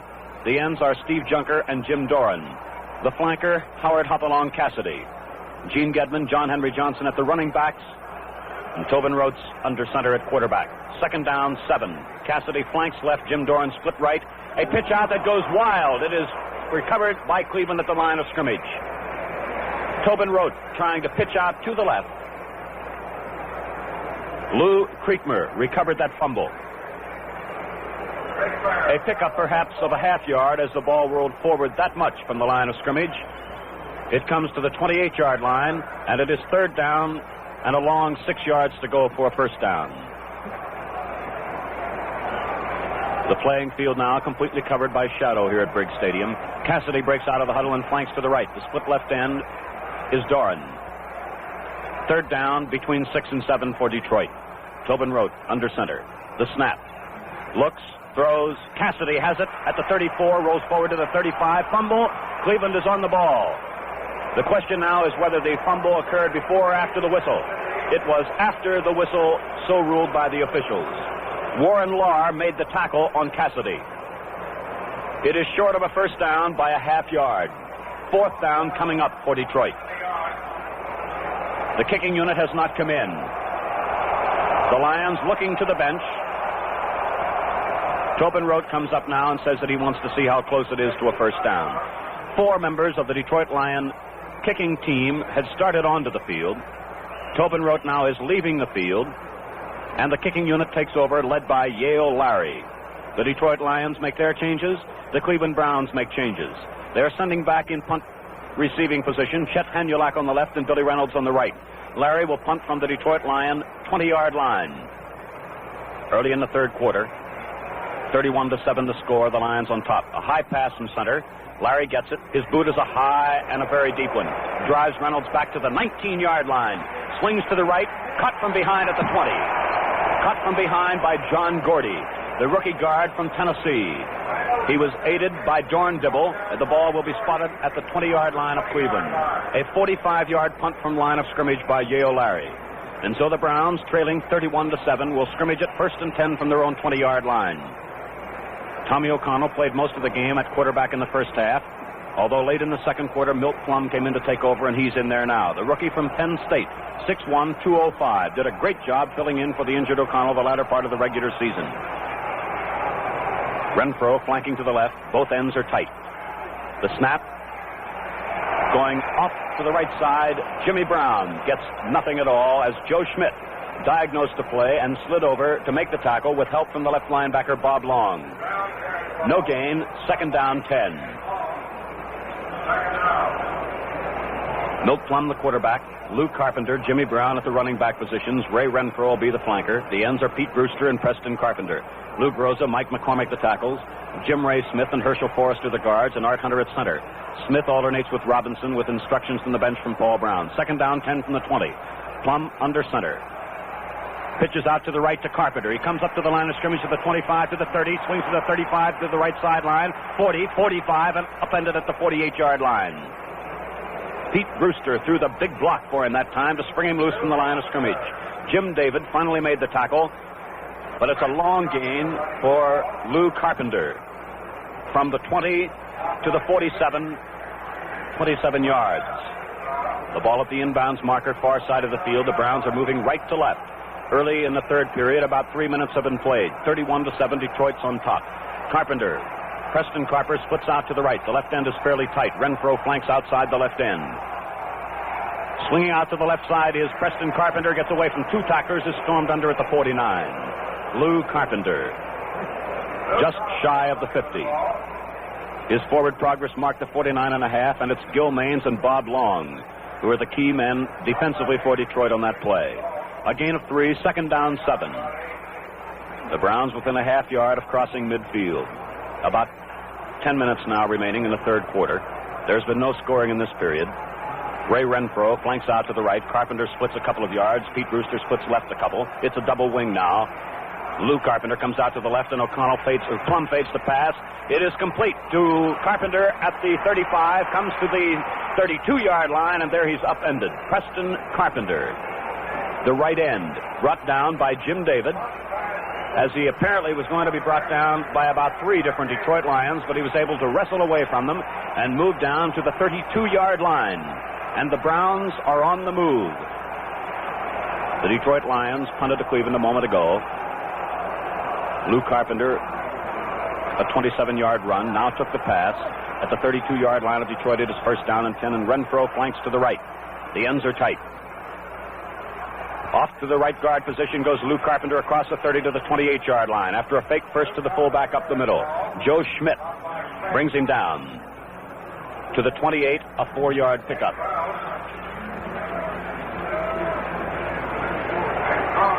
The game is being brought to you by High Grade, spelled H-Y-G-R-A-D-E. Try High Grade's all beef Frankfurters, the only Franks with that real Western chuck wagon flavor. Gain of 4 on the last play, 2nd down, 6, and Renfro breaks huddle and flanks out to the right. As so far, the Browns are keeping their ends in tight on this series. Milt Plum under center. The snap, fake to 2 men, rolls out to the right looking for a receiver. He's being chased. He throws. He has Carpenter at the 18, and he's down at the 16. Preston Carpenter, the right end. Went down, went out. Milt Plum rolled out to the right, spotted him, and hit him with a strike.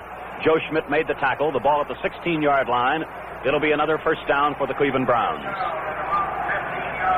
The Browns need this ball, and they need a touchdown. They're trailing 31-7. Unofficial time remaining about 8 minutes in the third quarter. Jim David comes out. Jack Christensen moves in for Detroit in the secondary as Renfro flanks to the right and Pete Brewster's split at left end. Milt Plum the snap. Swinging out to the left is Jimmy Brown. He has one blocker in front of him. He's being chased. He gets to the 15. He gets to the 10-yard line, swinging out to the left and out of bounds. And there, Carl Karolevitz hits him with a shoulder tackle and spins him out. Jim Ray Smith led the blocking from his left guard position. He pulled out, was in front of Jimmy Brown, and threw a real good block and enabled him to pick up 6. The ball spotted now at the inbounds marker near side of the field at the 10-yard line. And it is second down and a little better than 5 yards to go for a first down. The score, 31-7. The Browns trailing, but the Browns have the ball. The only sustained drive of the third period so far. Renfro again flanks out to the right. This time Milt Plum has his ends in tight. Brown and Carpenter in running position behind him. The snap. Brown off left guard. Gets only a foot, if that much. Coming up from the secondary, Carl Karolevitz. Up front, Roger Zatkoff from his right linebacking position came up. They spotted that one coming, and Brown gets nothing as the ball is spotted at the 10 again. And it'll be third down and 5. And again, the guard comes in. Jim Ray Smith. Out goes Fred Robinson. Third down, 5 yards to go for a first down. And the Browns desperately need a touchdown. Ray Renfro flanks about 15 yards outside the right end, who split a yard. Carpenter. Plum under center. The snap fades directly back to pass. He's looking. He throws out to the right to Carpenter. He has it at the 6. He's belted out of bounds at the 5. Preston Carpenter takes the pass out in the right flat. Is hit out of bounds by Yale Larry. This will be very close to a first down, so the officials will not move the ball from the point where Carpenter went out of bounds. And we have an official timeout for a measurement, and the chains on the near side of the field have to go all the way across to the far side. And Lou Groza is standing over there to look at it. The chains are stretched. First down by just the nose of the ball at the 5. First and goal to go. And so the Browns' Milt Plum comes up with the yardage that he must have to keep this drive going. A field goal at this point would mean practically nothing to the Browns, and they know it. First and goal to go on the Detroit Lion 5-yard line, and 2 replacements come in for Cleveland. The one is the guard, Fred Robinson, was Preston Carpenter. He was just over asking for instructions. He comes back in at right end. This time it's a fairly tight tee. Renfro a yard outside the left end. First and goal at the 5. Out to the left side comes Carpenter, Preston Carpenter. He cuts and he's into the end zone.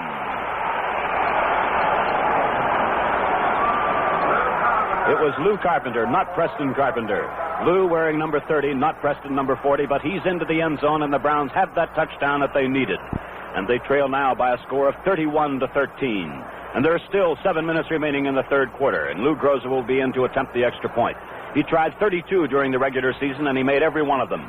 He converted his only other chance today. 80 yards and 10 plays for the Browns, as Groza, with O'Connell holding, will try for the extra point. The ball is down, the kick is in the air. It is good. The point is good. The score now, the Detroit Lions 31, the Cleveland Browns 14. I would like to say a couple of words about High Grade's KP Party Loaf. Delicious! My grade is high grade. I'm here to say that it always has been my belief that the meat I eat should be quality beef. I always ask for high grade. It's a canned meat treat. High grade, high grade, my grade is high grade. I always ask for high grade because it's all pure meat. Thanks to an amazing new super speed canning process, KP Party Loaf is the only luncheon meat with super flavor. Yes, ma'am, it's super special. Serve it baked, broiled, fried, or slice it cold right from the can. Delicious. KP Party Loaf is super thrifty, too. Costs just pennies a portion. Get some tomorrow. High grade, my grade is high grade. I always ask for high grade because it's all pure meat. Lou Groza preparing to kick off for the Browns with Gedman and Larry deep to receive as the Browns have started what their followers hope will be a second half comeback. Groza comes to the ball. Fairly deep into the end zone. Larry, 2 yards deep, comes to the 5, swings to the left, back to the right, 15, 20. Spins away from 2 tacklers, but is down at the 22.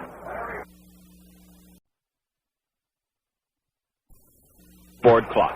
And the sun continues to shine here in Detroit, and we're aided by the lights that were turned on at halftime here at Briggs Stadium. Cassidy flanks out to the left. Johnson, Gedman in the running back positions, and out to the right split at the end is Doran.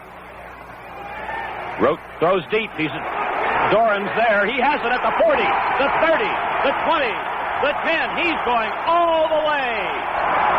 78 yards.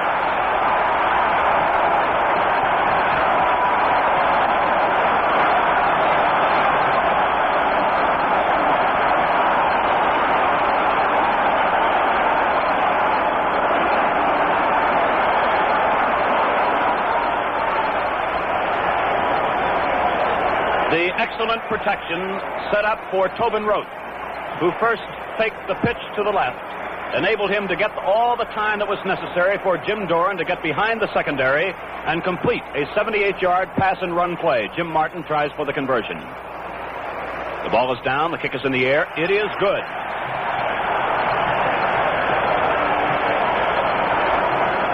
So the Lions, striking with suddenness, have equalized the Cleveland Brown touchdown, an extra point here in the third period, to go 78 yards on a pass and run from Tobin Rote to Jim Doran. It isn't very often that the members of that Cleveland Brown secondary to see a man get behind him the way Jim Doran did that time. Am I right in saying that, Bill? That one came like lightning. Well, of course, the name Jim Doran is familiar to Cleveland football fans because it was the same Jim Doran who made a tremendous catch after getting out and back of the secondary in the championship game here at Briggs Stadium back in 1953 to give the Lions the World Championship in a 17-16 football game over the Browns. That time, Doran just went down the near sideline, got out and back of the Browns secondary, and there was no catching him once he got his hands on the football. It took the Browns 10 plays to get their TD. The Lions got it back in just 1. Ray Scott. And we still have better than 6 minutes remaining in the third quarter. Jim Martin preparing to kick off for Detroit. In deep position are Billy Reynolds and Jimmy Brown for Cleveland.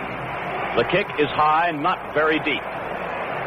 Brown takes it at the 11, comes to the 15, the 20, swings to the left to the 25, to the 28. Bringing him down, Jim Martin, who kicked off, along with Gary Lowe, defensive back of Detroit, who is in there on the kickoff team. First down and 10. The Browns at their own 28-yard line, between the 27 and 28 to be exact. Detroit 38, as they have scored in every period. 17 in the first, 14 in the second, 7 here in the third. The Browns single touchdowns in the second and third quarters. Renfro flanks out to the right. Milt Plum is under center. There is movement on the part of both lines, a considerable amount of body contact, and the ball hasn't been snapped yet. So there is the usual huddle. We watch the referee, offside against Cleveland.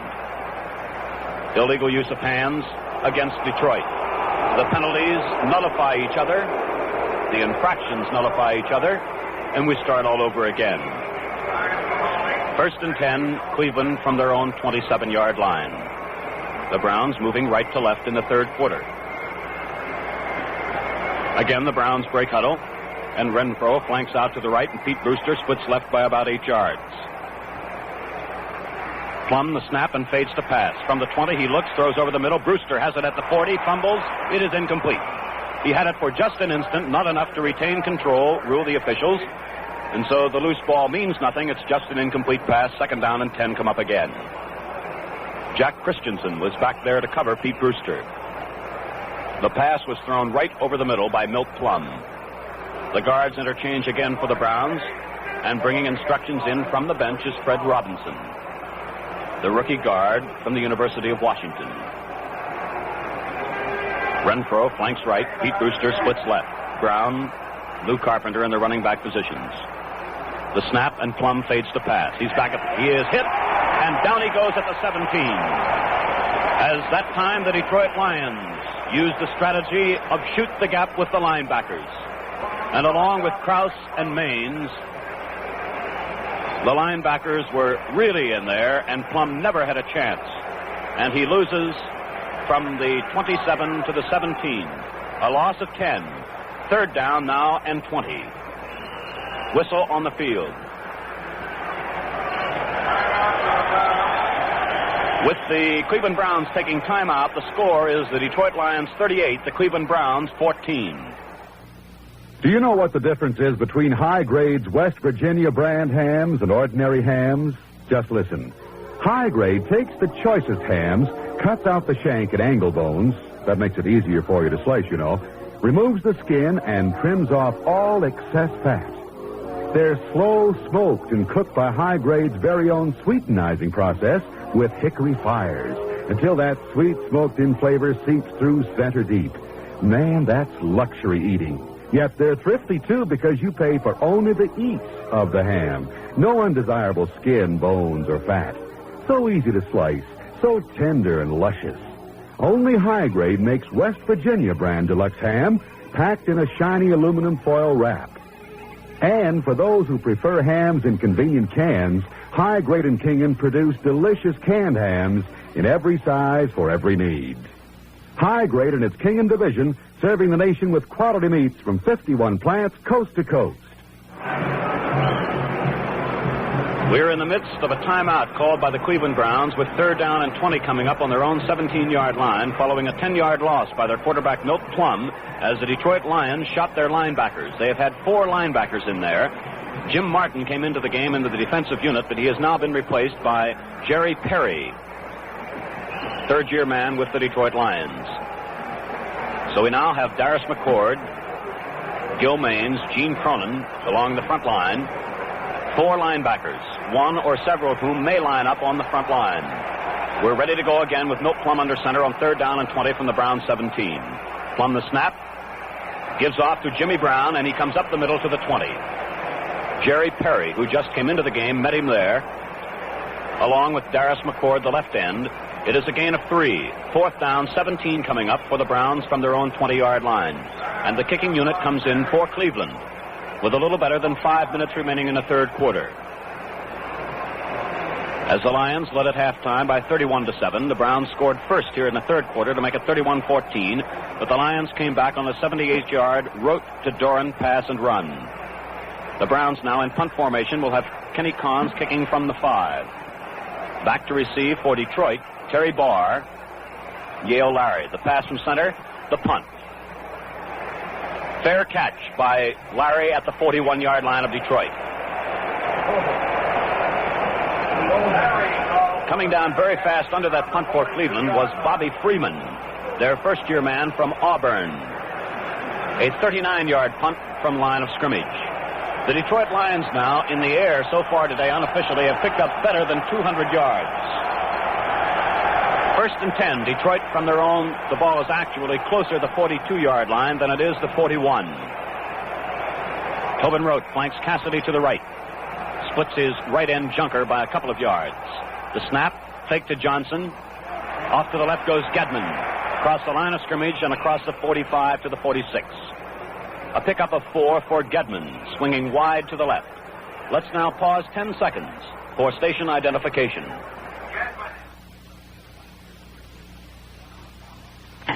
WGY, WGFM, Schenectady. Walt Michaels, the Cleveland Browns' fine linebacker, made that last stop after a gain of 4, and it's second down, 6. Cassidy flanks to the right. Both ends are fairly tight. Steve Junker split about a yard at right end. The snap to Rote, the fake to the first man, and Gedman over left guard, fumbles. It is recovered by the Lions in the Cleveland territory at the 48. John Henry Johnson recovers the fumble by Gedman. It is close to a first down. Walt Michaels again was in on that tackle. The officials indicate they would like to have a timeout here for measurement. Rote that time faked to Johnson, who went booming through, gave to the second man through the hole over left guard, Gene Gedman. Johnson was right there to recover that fumble. The chains are stretched. First down at the 48-yard line of Cleveland. A most fortunate recovery for the Lions. The ball is at the inbounds marker, far side of the field. Detroit moving left to right late here in the third period. About 3.5 minutes unofficially on the scoreboard clock showing. remaining in this quarter. Jim Doran will split left. Cassidy will flank right. Doran split about 6 yards at the left end position. A 5-man Cleveland line with 3 linebackers up tight. Rote fades as if to pass, hands off to Johnson, and he is thrown way back at the Detroit Lion 46-yard line as Walt Michaels spotted that one coming. And Don Colo, the right tackle of Cleveland, broke through as well. Defensively, Cleveland has at their end positions Bill Quinlan and Lenny Ford. At the tackles, Bob Gain and Don Colo. The linebackers are Vince Costello, Galen Fiss, and Walt Michaels. Costello sometimes moves into the middle guard position when they go into a 5-man line. The loss on that last play of 6 yards brings up 2nd down and 16. And Cassidy flanks out to the right, and Jim Doran splits it right end a couple. Rote fades the pass, throws quick over the middle to Johnson. He's at the 45, the 40, slips and falls at the 37. John Henry Johnson took the quick pass from Rote. Very close to another first down as Don Paul made the tackle. We will again have a measurement. The gain is close to the 16 yards needed for a first down. The chains go in.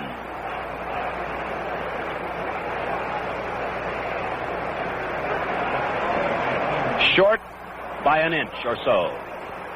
3rd down coming up.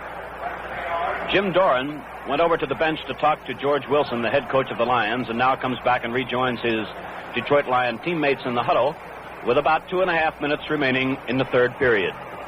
And no one is leaving Briggs Stadium. They remember last week when it looked like the Lions were out of it and came roaring back. Walt Michaels has set up the Cleveland Brown defense. The Lions break huddle. Cassidy flanks left. Jim Doran on the right, Junker on the left are both tight at their end positions.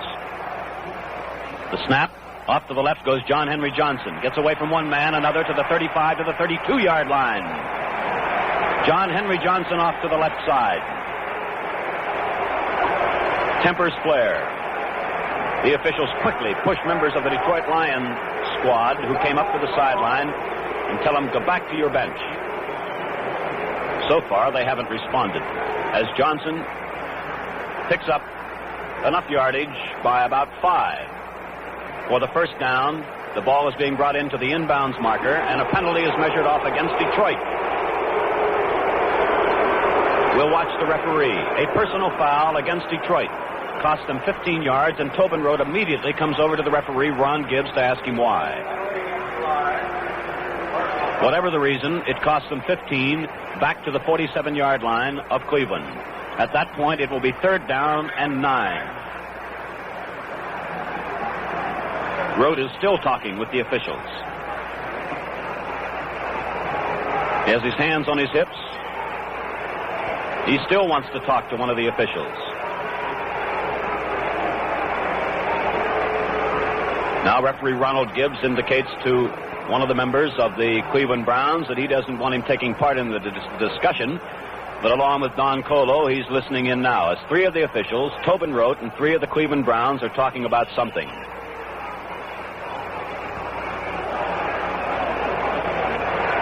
Now Tobin Rote goes back and rejoins the huddle. It is 3rd down and 9 yards to go after all of that discussion. Whistle on the field, and now the Lions want to talk things over. Well, Bill, as Tobin Rote goes over to talk to the members of the Detroit Lions strategy staff, I think it's proper right now that I call you in for a few comments. And although you've been following the Browns, of course, all season long, and at the moment it would look like a dark hour for Cleveland, you've seen them do some amazing things, have you not? Well, they have been under pressure a couple of times when they have had to come from behind, but I don't remember at any point during the season when they were this far back. In the second half against the Los Angeles Rams in a real offensive-minded game at Municipal Stadium in Cleveland, they were 11 points behind and came back to win.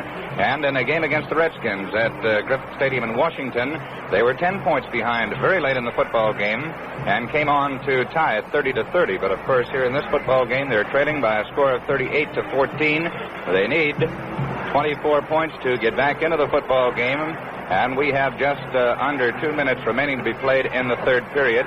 The Lions, of course, got a tough break right there after John Henry Johnson had picked up the necessary yardage for the first down, moving to the Browns' 32. The Lions were penalized and moved the ball back to the 47-yard line, where it's now third down and still about 9 yards to go for the Detroit club. The trainers of both teams now leave the field, and the Lions huddle back at the 40-yard line, and here again is Ray Scott. All right, Bill, we're all set to go. Third down and 9, Detroit at the Cleveland 47-yard line. Tobin Rote at quarterback, John Henry Johnson, Gene Gedman at the running back positions. Howard Cassidy will be the flanker. This time he flanks way out to the right, and Jim Doran splits left, and Steve Junker is split to the right by about 5. Four-man Cleveland line as Rote fades as if to pass, runs up the middle, swings out to the right. He is caught from behind, but not until he crosses the 40 to the 38-yard line. He is close to a first down. He may have it. A penalty marker was dropped. A penalty is now measured off against Cleveland, 15 yards. Illegal use of hands. It moves the ball to the Cleveland, approximately the 24-yard line. The ball itself has not been placed in position. Now it is. At the 24-yard line, it is first down and 10 for Detroit. And Walt Michaels tries to rally his teammates. He calls the defensive signals for the Browns. Vince Costello made that last tackle on Tobin Rote. Doran splits left. Cassidy flanks to the right. Steve Junker is split about 5 at right end. The snap, and Rote again fades to pass. Right over the middle, it is Junker at the 10, 5, touchdown!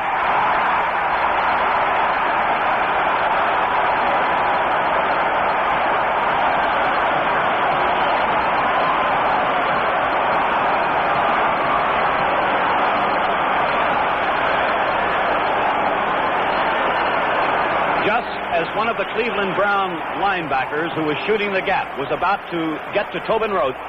He spotted Steve Junker right over the middle. He wrestled away from Junior Wren and went all the way in. 23 yards. Tobin Rote will hold. Jim Martin will attempt the conversion. The snap. The kick. It is good.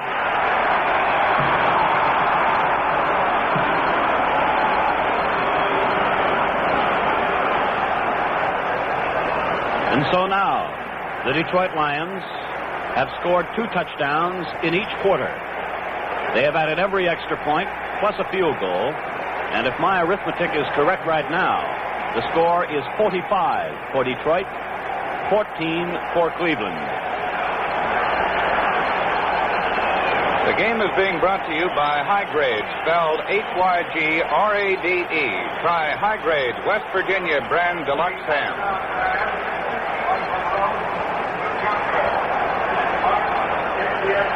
The Detroit Lions' Jim Martin will again kick off, with the scoreboard clock now showing 1 minute and 40 seconds remaining in the third period. Jimmy Brown and Billy Reynolds are back at the goal line for Cleveland to receive.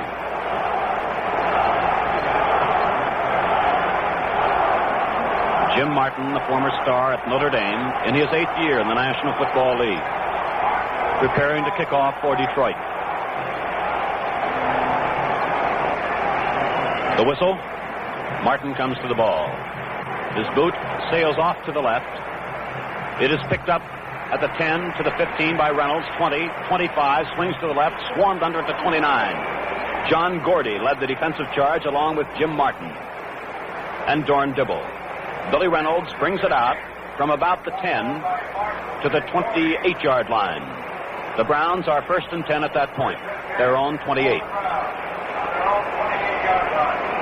Late third quarter, and an amazing score of 45-14 in favor of Detroit. Renfro flanks to the right, and Brewster splits left. A penalty marker is dropped as Plum passes short, intended for Lou Carpenter, out on the left flat. 2 penalty markers were dropped. The right end of Cleveland, Preston Carpenter, is called for offside and is indicated now by referee Ronald Gibbs. Joe Schmidt, the defensive captain, has told the referee he does not wish to accept the penalty. It will be second down and 10 and an incomplete pass. Milt Plum at quarterback. The running backs are Jimmy Brown and Lou Carpenter. Guard Fred Robinson comes rushing in from the Cleveland Brown bench with instructions from Paul Brown. Renfro breaks huddle and again flanks outside to the right. The ends are fairly tight. A 5-man line for Detroit. The snap. Off to the left comes Jimmy Brown to the 30, wrestles away from one man to the 35 and spins up to the 40. He picks up enough yardage for a first down at the Brown 40-yard line where Terry Barr of the Lions secondary brings him down, and referee Gibbs now indicates first down Cleveland at the 40. Less than a minute remaining according to that clock on the scoreboard in this third quarter. That, like the second period, has seen the Browns score 1 touchdown and add an extra point, and the Lions score 2 touchdowns and add both extra points. Official attendance paid, 55,263. Renfro again breaks huddle and flanks to the right, and both ends are fairly tight, although Preston Carper is put a couple of yards at right end. Plum fades to pass. He's back at his 30. He looks. He never gets the pass away. It has fallen on the 32-yard line. It is ruled not a pass, but a fumble. Jerry Perry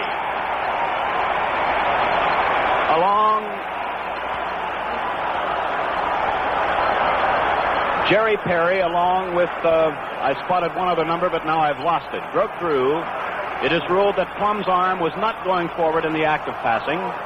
Gene Cronin was another Detroit Lion who was in there, and the Lions have converted another play into a break for themselves, and they have possession now at the 32-yard line of Cleveland, with perhaps time enough remaining for one play in this quarter. The gun. That's the end of the third quarter, and the score. The Detroit Lions 45, the Cleveland Browns 14. Happy New Year! Say, are you having a New Year's Eve get-together at your house Tuesday night? Well, make it a feast without the fuss with the help of High Grades and King's 53 varieties of delicious sliced meats, packed in saran or vacuum wrapped to keep them fresh. Add all beef frankfurters, all beef salami, and corned beef brisket, and you're all set for a New Year's Eve feast without the fuss. Just make sure the meats are High Grades or King's, and the eats will be delicious. We're about ready to go with the fourth quarter here at Briggs Stadium in Detroit. The Lions are leading 45-14, and with the roar of a crowd of in excess of 55,000 behind them, the Detroit Lions have the ball at the 32-yard line of the Cleveland Browns, and again, it is my pleasure to call in Bill McColgan, who will be calling the plays for you here in the fourth period. Bill? Thank you, Ray Scott. All set for the fourth period. The Lions have the ball on the Browns' 32-yard line as a result of the fumble recovery by Jerry Perry. And Big Leon Hart, the former Notre Dame All-American, 6'5", 250 pounds, has come onto the field. He'll be in the fullback spot in place of John Henry Johnson. Doran Dibble also in there in place of Jim Doran. Tobin Root will be the quarterback. Gene Gedman the running half. The flanking back will be Middleton. And perhaps sometimes Dibble. Steve Junker still in there at right end. The score of the football game as we move into the fourth period is the Detroit Lions 45 and the Cleveland Browns 14. It was pointed out earlier this week that the Lion dressing room here at Briggs Stadium was plastered with a sign, remember 1954, the year in which the Browns beat the Lions 56-10, and the Lions said they'd be out for revenge, and it looks very much as if that's exactly what they're trying to do, top the 56 points scored by the Browns against them in 54. The Lions still huddling offensively, while the Browns' defensive line gets set to dig in. Bill Quinlan, Lenny Ford at the ends, Don Colo and Bob Gain are the tackles. The middle guard, Vince Costello, or the middle linebacker, Galen Fiss, and Walter Michaels, the other linebackers. The Lions move up to the line of scrimmage. First and 10 on the Browns 32. Dave Middleton is out to the right. The Lion line is tight. The handoff goes, fakes to Hart. Rote going back to throw. He throws a long one, and it is another touchdown. 32-yard scoring play.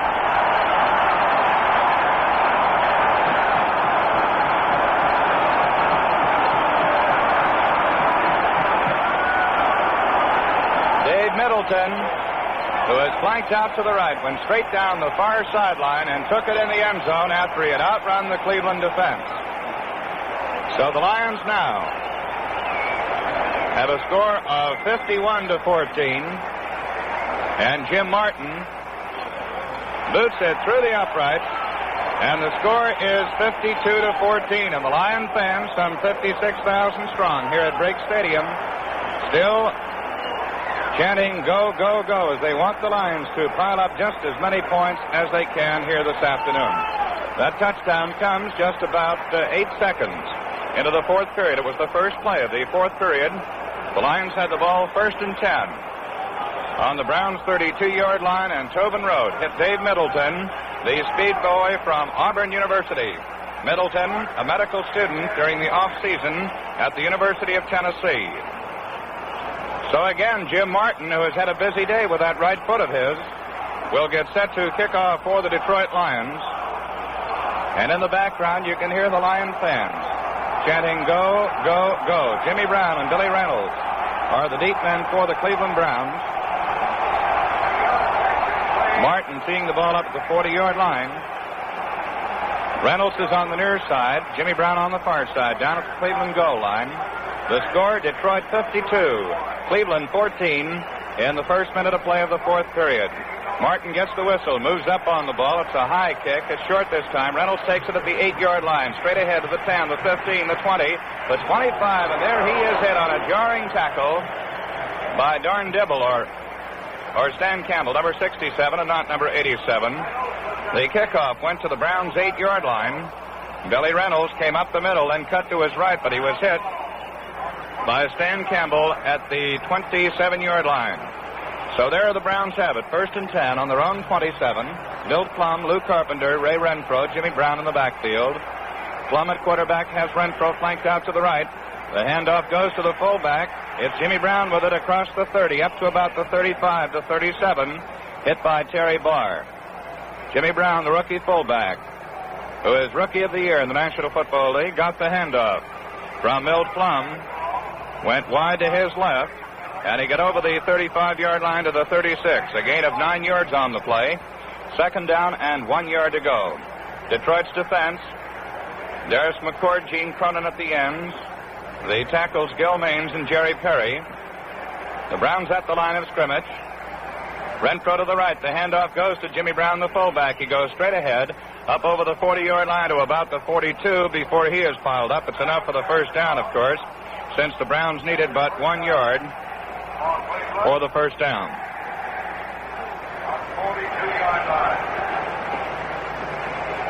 Jim Ray Smith coming in the ball game at right guard, carrying a play from head coach Paul Brown.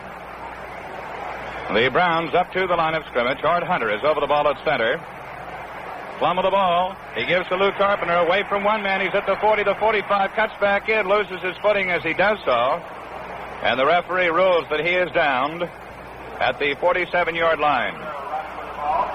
That was Lou Carpenter, the ball carrier. It was Carl Karolevich who covered Carpenter at the 47 as Lou lost his footing in trying to cut to his left. The Lion defensive captain, Joe Schmidt, gives the boys their defensive signals prior to the play. And then when the Browns come up to the line of scrimmage, he also signals the defensive backfield, and sometimes they then move into a new position. Renfro out to the left. The handoff to Lou Carpenter up the middle, close to the 50-yard line.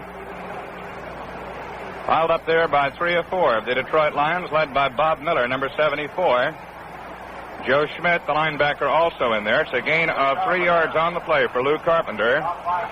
And it is now going to be 3rd down coming up and about a yard to go. 3rd and about 1. The ball on the 50-yard line. 12 minutes left to play in this championship football game.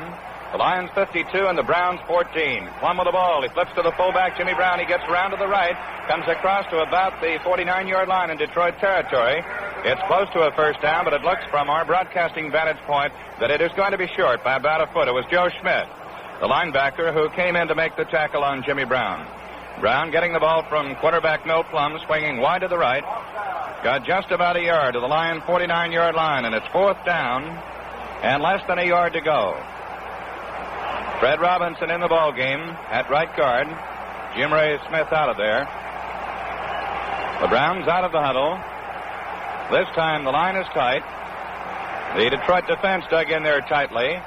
Plum calls the signals. He fakes to one man. He's going back to pass. He gets away from a Lion defender. Now he runs with the ball. He's at the 50, the 45, to the 40 in Detroit territory. And he is wrestled to the ground at the 42.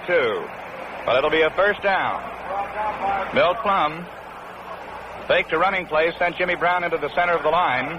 Then he went back, set up the pass. There was a rush against him. He ducked under a tackler and finally was stopped by Gene Cronin at the 41-yard line in Detroit territory. Milt Plum, the rookie quarterback, showing a slight limp.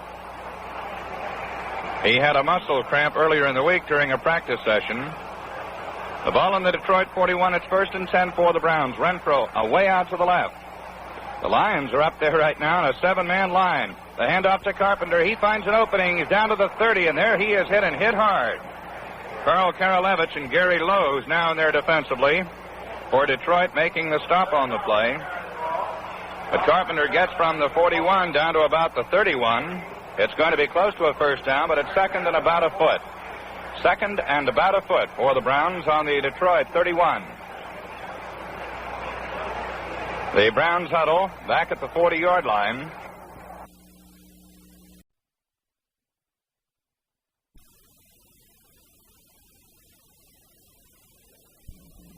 Ray Renfro takes the flanking spot out to the left. Preston Carpenter, the right end, is split by about 12 yards. The left end, Brewster, by about 3. Plum of the ball. He flips to the fullback, Jimmy Brown. He's around the right side. He's at the 30, down to about the 28.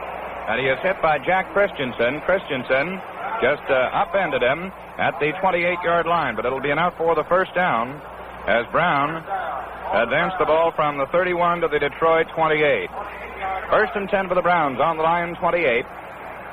In the fourth period at Briggs Stadium, 10 minutes left to play in the football game. And it's the Lions 52.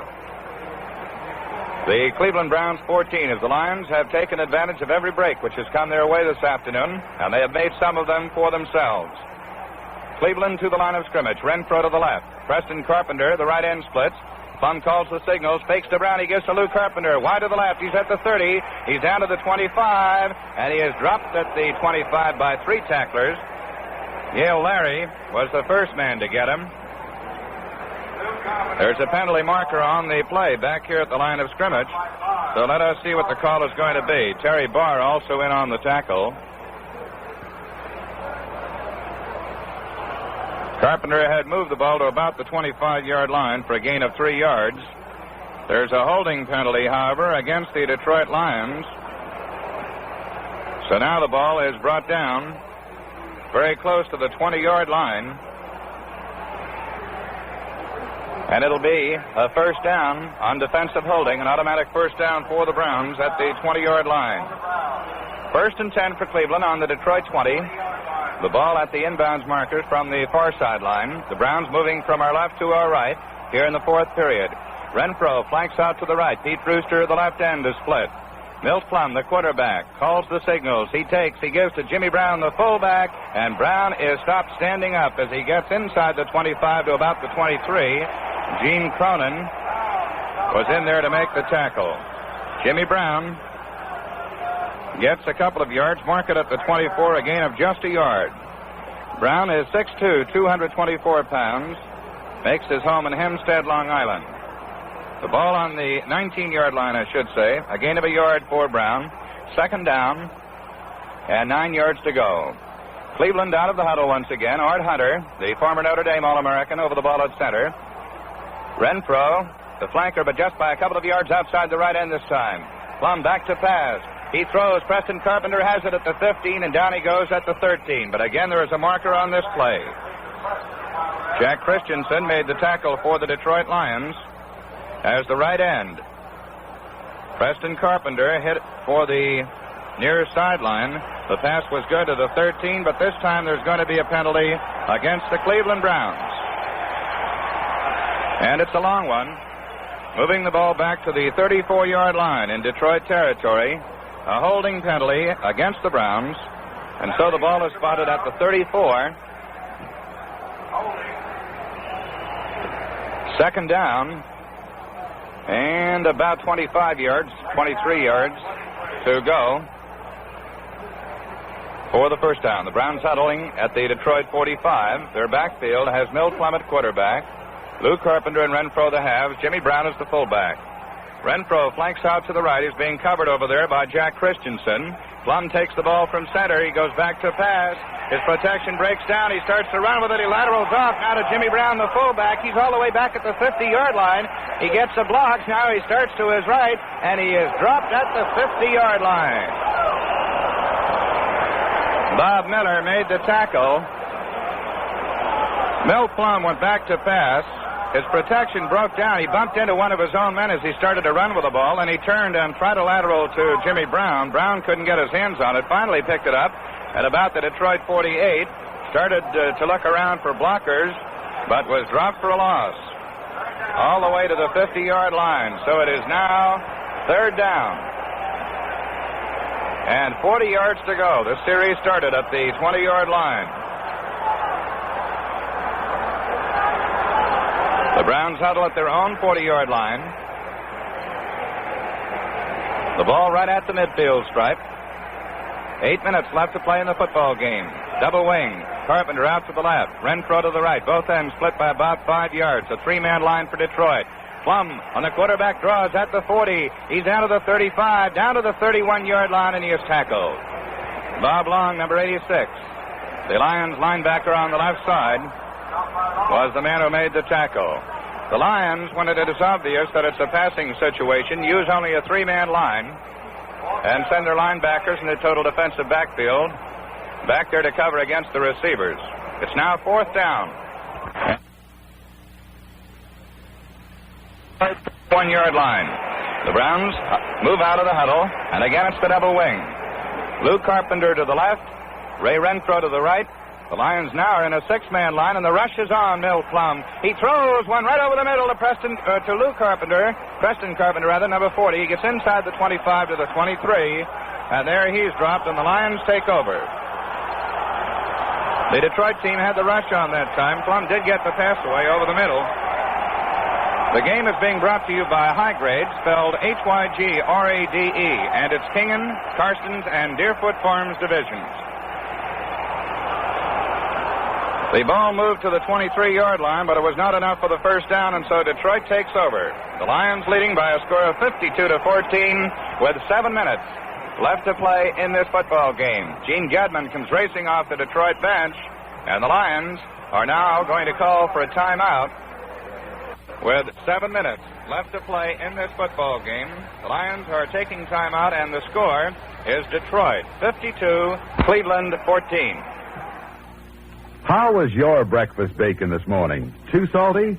Well, then, the next time any shopping's done for bacon, better buy High Grades or Kingen's Reliable Sliced Bacon. It's the sweetest tasting bacon you can buy. Why?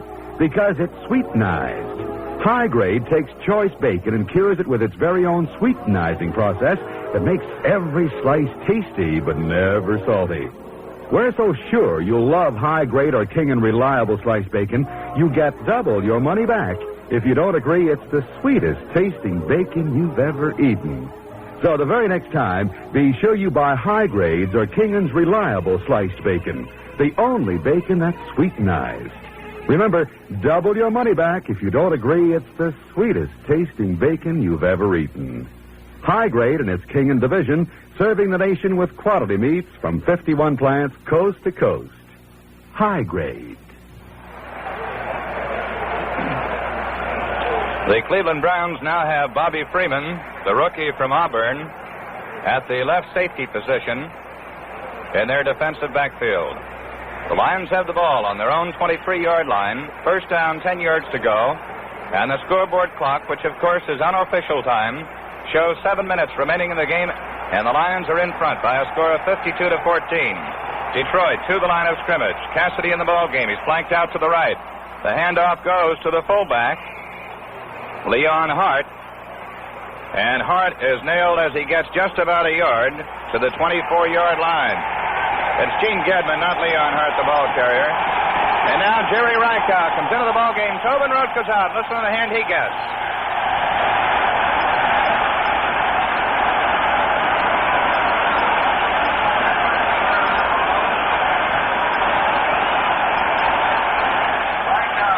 Tobin Rote. doing a great job for the Lions here this afternoon, and he gets a well-deserved round of applause as he leaves the playing field. Reichow, the former Iowa Stars, at quarterback. Cassidy is out to the right. The handoff goes to Gedman, wide to the left. He's at the 25, to the 28, the 30-yard line. Vince Costello wrestles him to the ground there, along with a couple of other Browns. Junior Wren, the safety man, and Don Paul, the right halfback. There's another flag on the play, however, and it is going to be a penalty against the Cleveland Browns. Gedman had moved the ball to the 30-yard line, but the Browns are now penalized to the Detroit 44. Illegal use of hands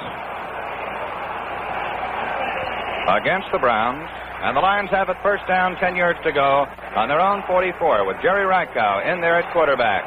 And the Lions have all but wrapped up the World Championship for Pro Football. The Lions to the line of scrimmage. Reichow at quarterback calls the signals. Cassidy is out to the right once again. Reichow hands off this time to Gedman, and he cuts into the left side of his line, then moves forward over the 40 to about the 43-yard line. There's a flag on the play on this play. Bob Gain, the defensive tackle on the left side for Cleveland, made the tackle along with Walter Michaels. But there's another penalty against the Browns. The ball was carried by Gedman to the 43. The Browns are penalized to the 44-yard line. It's first down and 5 yards to go. First and 5 on the 44-yard line in Detroit territory. The blue-jerseyed Lions out of the huddle. Middleton, the flanker, out to the right. Cassidy out to the left. Reichow calls the signals. There's another flag. Reichow carries the ball behind the left side of his line. Gets to the 46-yard line. A gain of a couple of yards on the play, but there's a flag on the playing field, so let's see what this penalty is going to be. Again, it was Bob Gain, the left tackle for the Browns, who made the stop. The officials now up there talking to the Browns captain, Don Colo. And the penalty is against the Detroit Lions.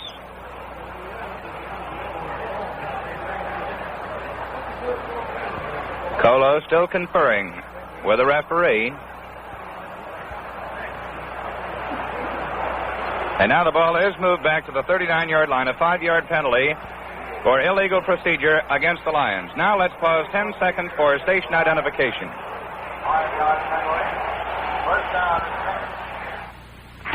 WGY, WGFM, Schenectady. Of course, on that penalty, the down remains the first down. Charlie Ani is in the ball game for Detroit. Reichow calls the signals. He gives to Gedman. He goes wide to his right. There are flags on this play. Gedman gets away from one man over near the far sideline and finally is pushed out of bounds by 2 or 3 of the Browns. Bobby Freeman, Warren Lahr over there. Also Walter Michaels. Walter Michaels was the first man to get the shot at Gedman. He slowed him up, and then Bobby Freeman and Warren Lahr came along to knock him out of bounds at about the 37-yard line. It would be a loss of a couple of yards on the play, but there was a penalty marker. The Detroit team offside, but it was declined by the Browns, so it is second down and about 11.5 yards to go. The ball at the 37.5 in Detroit territory. Detroit out of the huddle once again. Gatsky over the ball. Darn Dibble is out to the right. The inside flanker, Reichow, going back to pass now. He gets protection now. He throws. It is no good. Intended for Gene Gedman across the 50-yard line in Browns territory. He was covered by Junior Wren, but the pass was off the target. Gene Gedman, the intended receiver, along the near sideline just as he moved into Cleveland territory inside the 50-yard line. So now it'll be third down and 11.5 still to go for the Lions.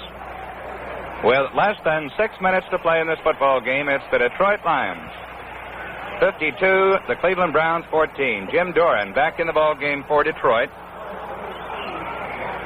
Gene Gedman is out of there. Cassidy is the running back.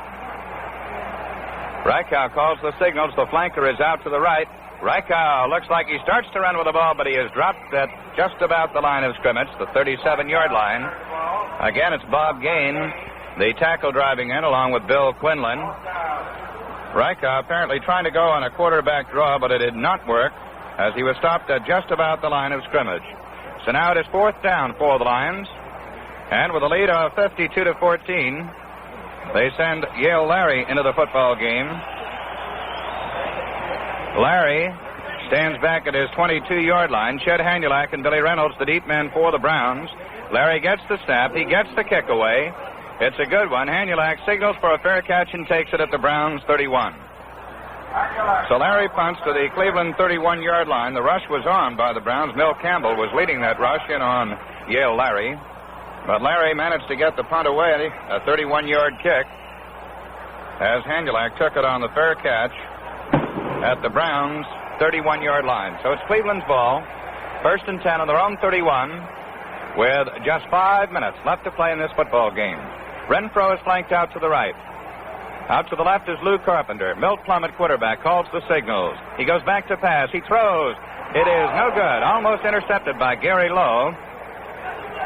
It was Jack Christensen who hit Ray Renfro just about the time he was reaching for the ball. The ball bounded high in the air, and Gary Lowe made a diving try for it, but he could not grab it. So it goes as an incompleted forward pass. Plum intended for Renfro. And it'll be 2nd down, 10 yards to go for the Browns on their own 31-yard line, as the Lions are within 4.5 minutes of being champions of the National Football League. The handoff this time goes to Jimmy Brown, the fullback, wide to his left. He gets to the 35, still on his feet. Across the 35 to about the 36-yard line, Terry Barr there to make the tackle for the Detroit Lions. So Brown picked up 5 yards. It'll be 3rd down and 5 yards to go for Cleveland. The ball on the Browns' 36-yard line. Jerry Perry was in on the tackle for the Detroit Lions. Cleveland's backfield right now. Milt Plum at quarterback. Lou Carpenter and Ray Renfro are the halves. And Jimmy Brown is the fullback. Renfro goes out to the right in a flanking spot. The left end Brewster is split by about 10. Plum takes. He fakes to Lou Carpenter. He goes back to pass. He throws. It is no good. Intended for Brewster. The left end as Pete broke over the middle at the 50-yard line, but the pass was off the target. So now it is going to be 4th down, and still a little better than 5 yards to go. Jack Christensen was defending on Pete Brewster on the play, but it was not necessary for him to break it up since the pass didn't come too close to Brewster. Terry Barr and Yale Larry go back into the double safety for the Detroit Lions. Kenny Combs coming in to do the kicking for the Browns since it is 4th down and about 5.5 yards to go. Less than 4 minutes remaining in this championship football game. Combs goes back to his 20-yard line. There's the snap from Tommy Catlin at center. It's off the side of the foot of Combs, and it is coming over near the near sideline and going out of bounds on the Detroit 44. Kenny Combs kicking to the Lion 44-yard line. It went out of bounds. A 20-yard kick. And Detroit takes over. The Lion fans are still urging their heroes to pick up at least another touchdown in the remaining 3 minutes and 47 seconds. The ball on the Lion 44. Jerry Reichow is the quarterback. Jim Doran goes out to the right. Dave Middleton to the left. Middleton is the flanking back. Doran is at right end. Reichow barks the signals. He takes. He hands off to Cassidy. He's at the 50, the 45, the 40, and he is dropped at the 35-yard line. Wrestled down there by 4 or 5 of the Browns was Don Paul, who made the initial stop. Reichow started to run to his right, spun around and handed the ball to Cassidy, and he found a big hole in the middle of the Browns line. And Hopalong knew what to do with it, and he went all the way to the Browns' 35-yard line. 21-yard run for Cassidy.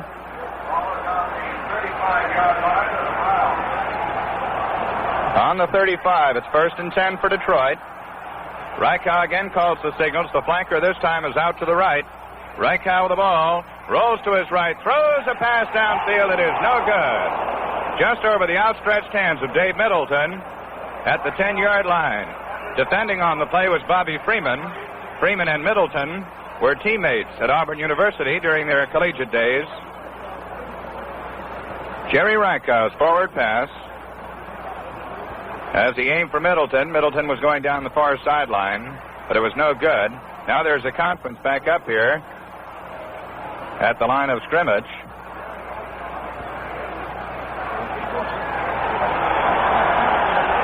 There's a penalty against the Cleveland Browns.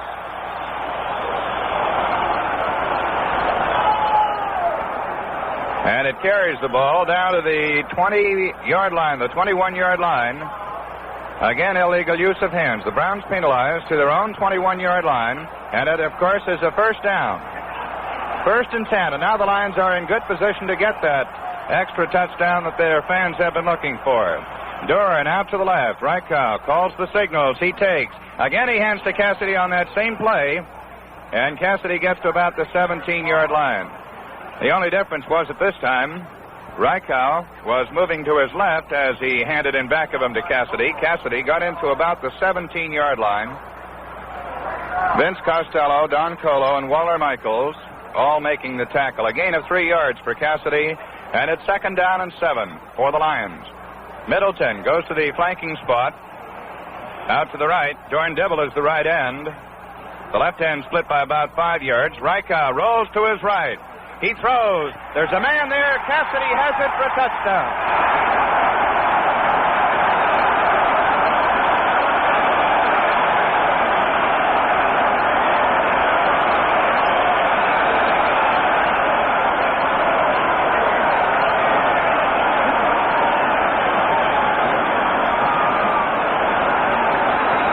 Well, we were talking about sweet revenge. And the Lions have now topped the 56 points scored against them by the Browns in 1954, because the score of this football game is 58-14, and Jim Martin will have the opportunity to make it 59. The ball will be held by Tobin Road at the 10-yard line. Time called here momentarily. The fans have thrown some debris into the end zone at the end of the field where Martin will be doing his kicking. The scoreboard clock shows 2 minutes and 20 seconds. Some Detroit fans have broken down out of the stands and are now moving up behind the Lion bench. Signals being called for the extra point. Gunnar Gatsky over the ball at center. It's spotted. It's booted. It's good. The point is good, and the score is now 59-14. The Detroit Lions 59, the Browns 14. I would like to say a couple of words about high grades all beef frankfurters. Hot dog! My grade is high grade, they're all pure beef with that flavor you simply can't beat. After school or play, any time of the day, I always ask for high grade when it's time to eat. High grade, high grade, high grade, high grade. I always ask for high grade when it's time to eat. Sure, kids love them. I say, kids love them. They go for that tangy chuck wagon flavor. And what's more, high grades all beef frankfurters are good, solid, bodybuilding protein food. And incidentally, high grade frankfurters are so easy to fix. Serve some tonight. Excuse me, Mom. Did you say we're having high grades all beef frankfurters for supper tonight? Yes, darling, we are. Hot dog! Jim Martin has the ball teed up on the 40-yard line for another kickoff with 2 minutes and some 20 seconds left, and Milt Campbell and Jimmy Brown are deep for the Cleveland Browns. The score 59-14. The Detroit Lions over the Cleveland Browns. Martin waiting for the whistle now from the referee, Ron Gibbs.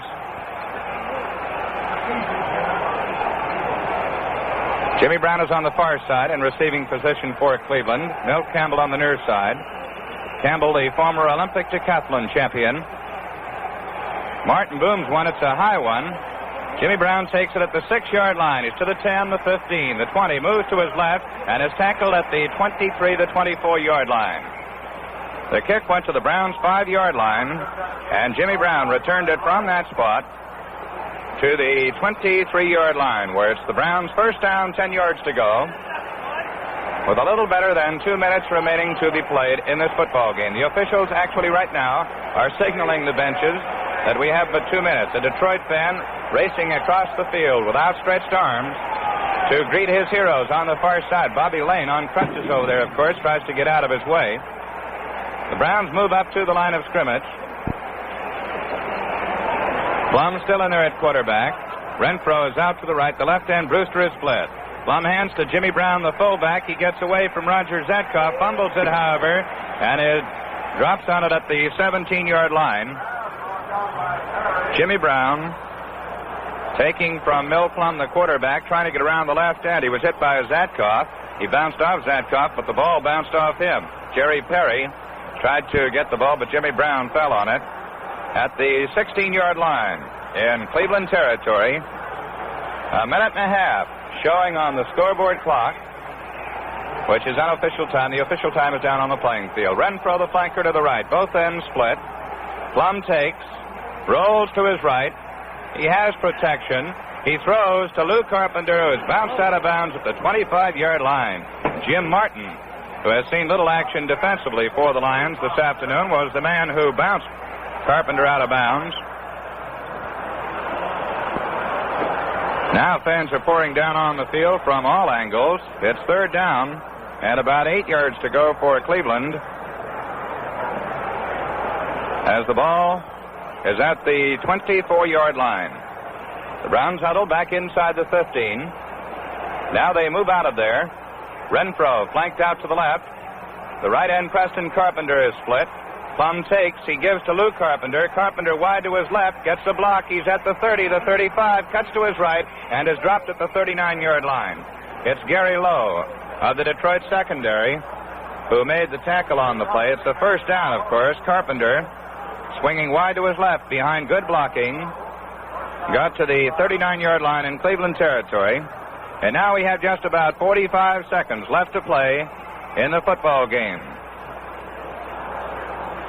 A dejected Waller Michaels, the only member of the Browns sitting on the bench on the far side of the field. Ray Renfro out to the right. The handoff goes to Lou Carpenter. He swings wide, gets to the 40-yard line, and there he is, hit by 3 or 4 of the Lions. Gene Cronin led the charge in there for Detroit. 20 seconds left to play in the football game. Gil Maines also in on the stop. The ball is spotted at the 40-yard line, at the 41-yard line. A gain of 2 for Carpenter.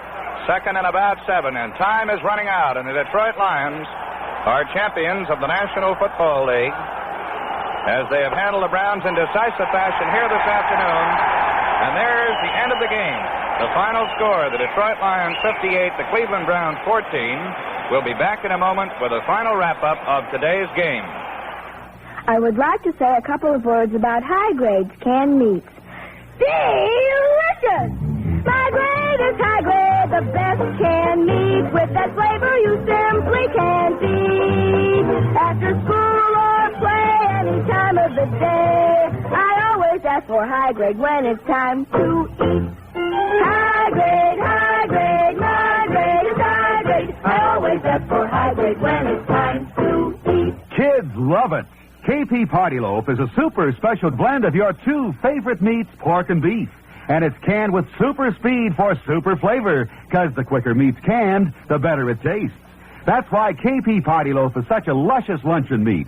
Super thrifty, too. You'll love high grades, the only meats canned with super speed for super flavor. High grade, my grade is high grade. I always ask for high grade because it's all pure meat.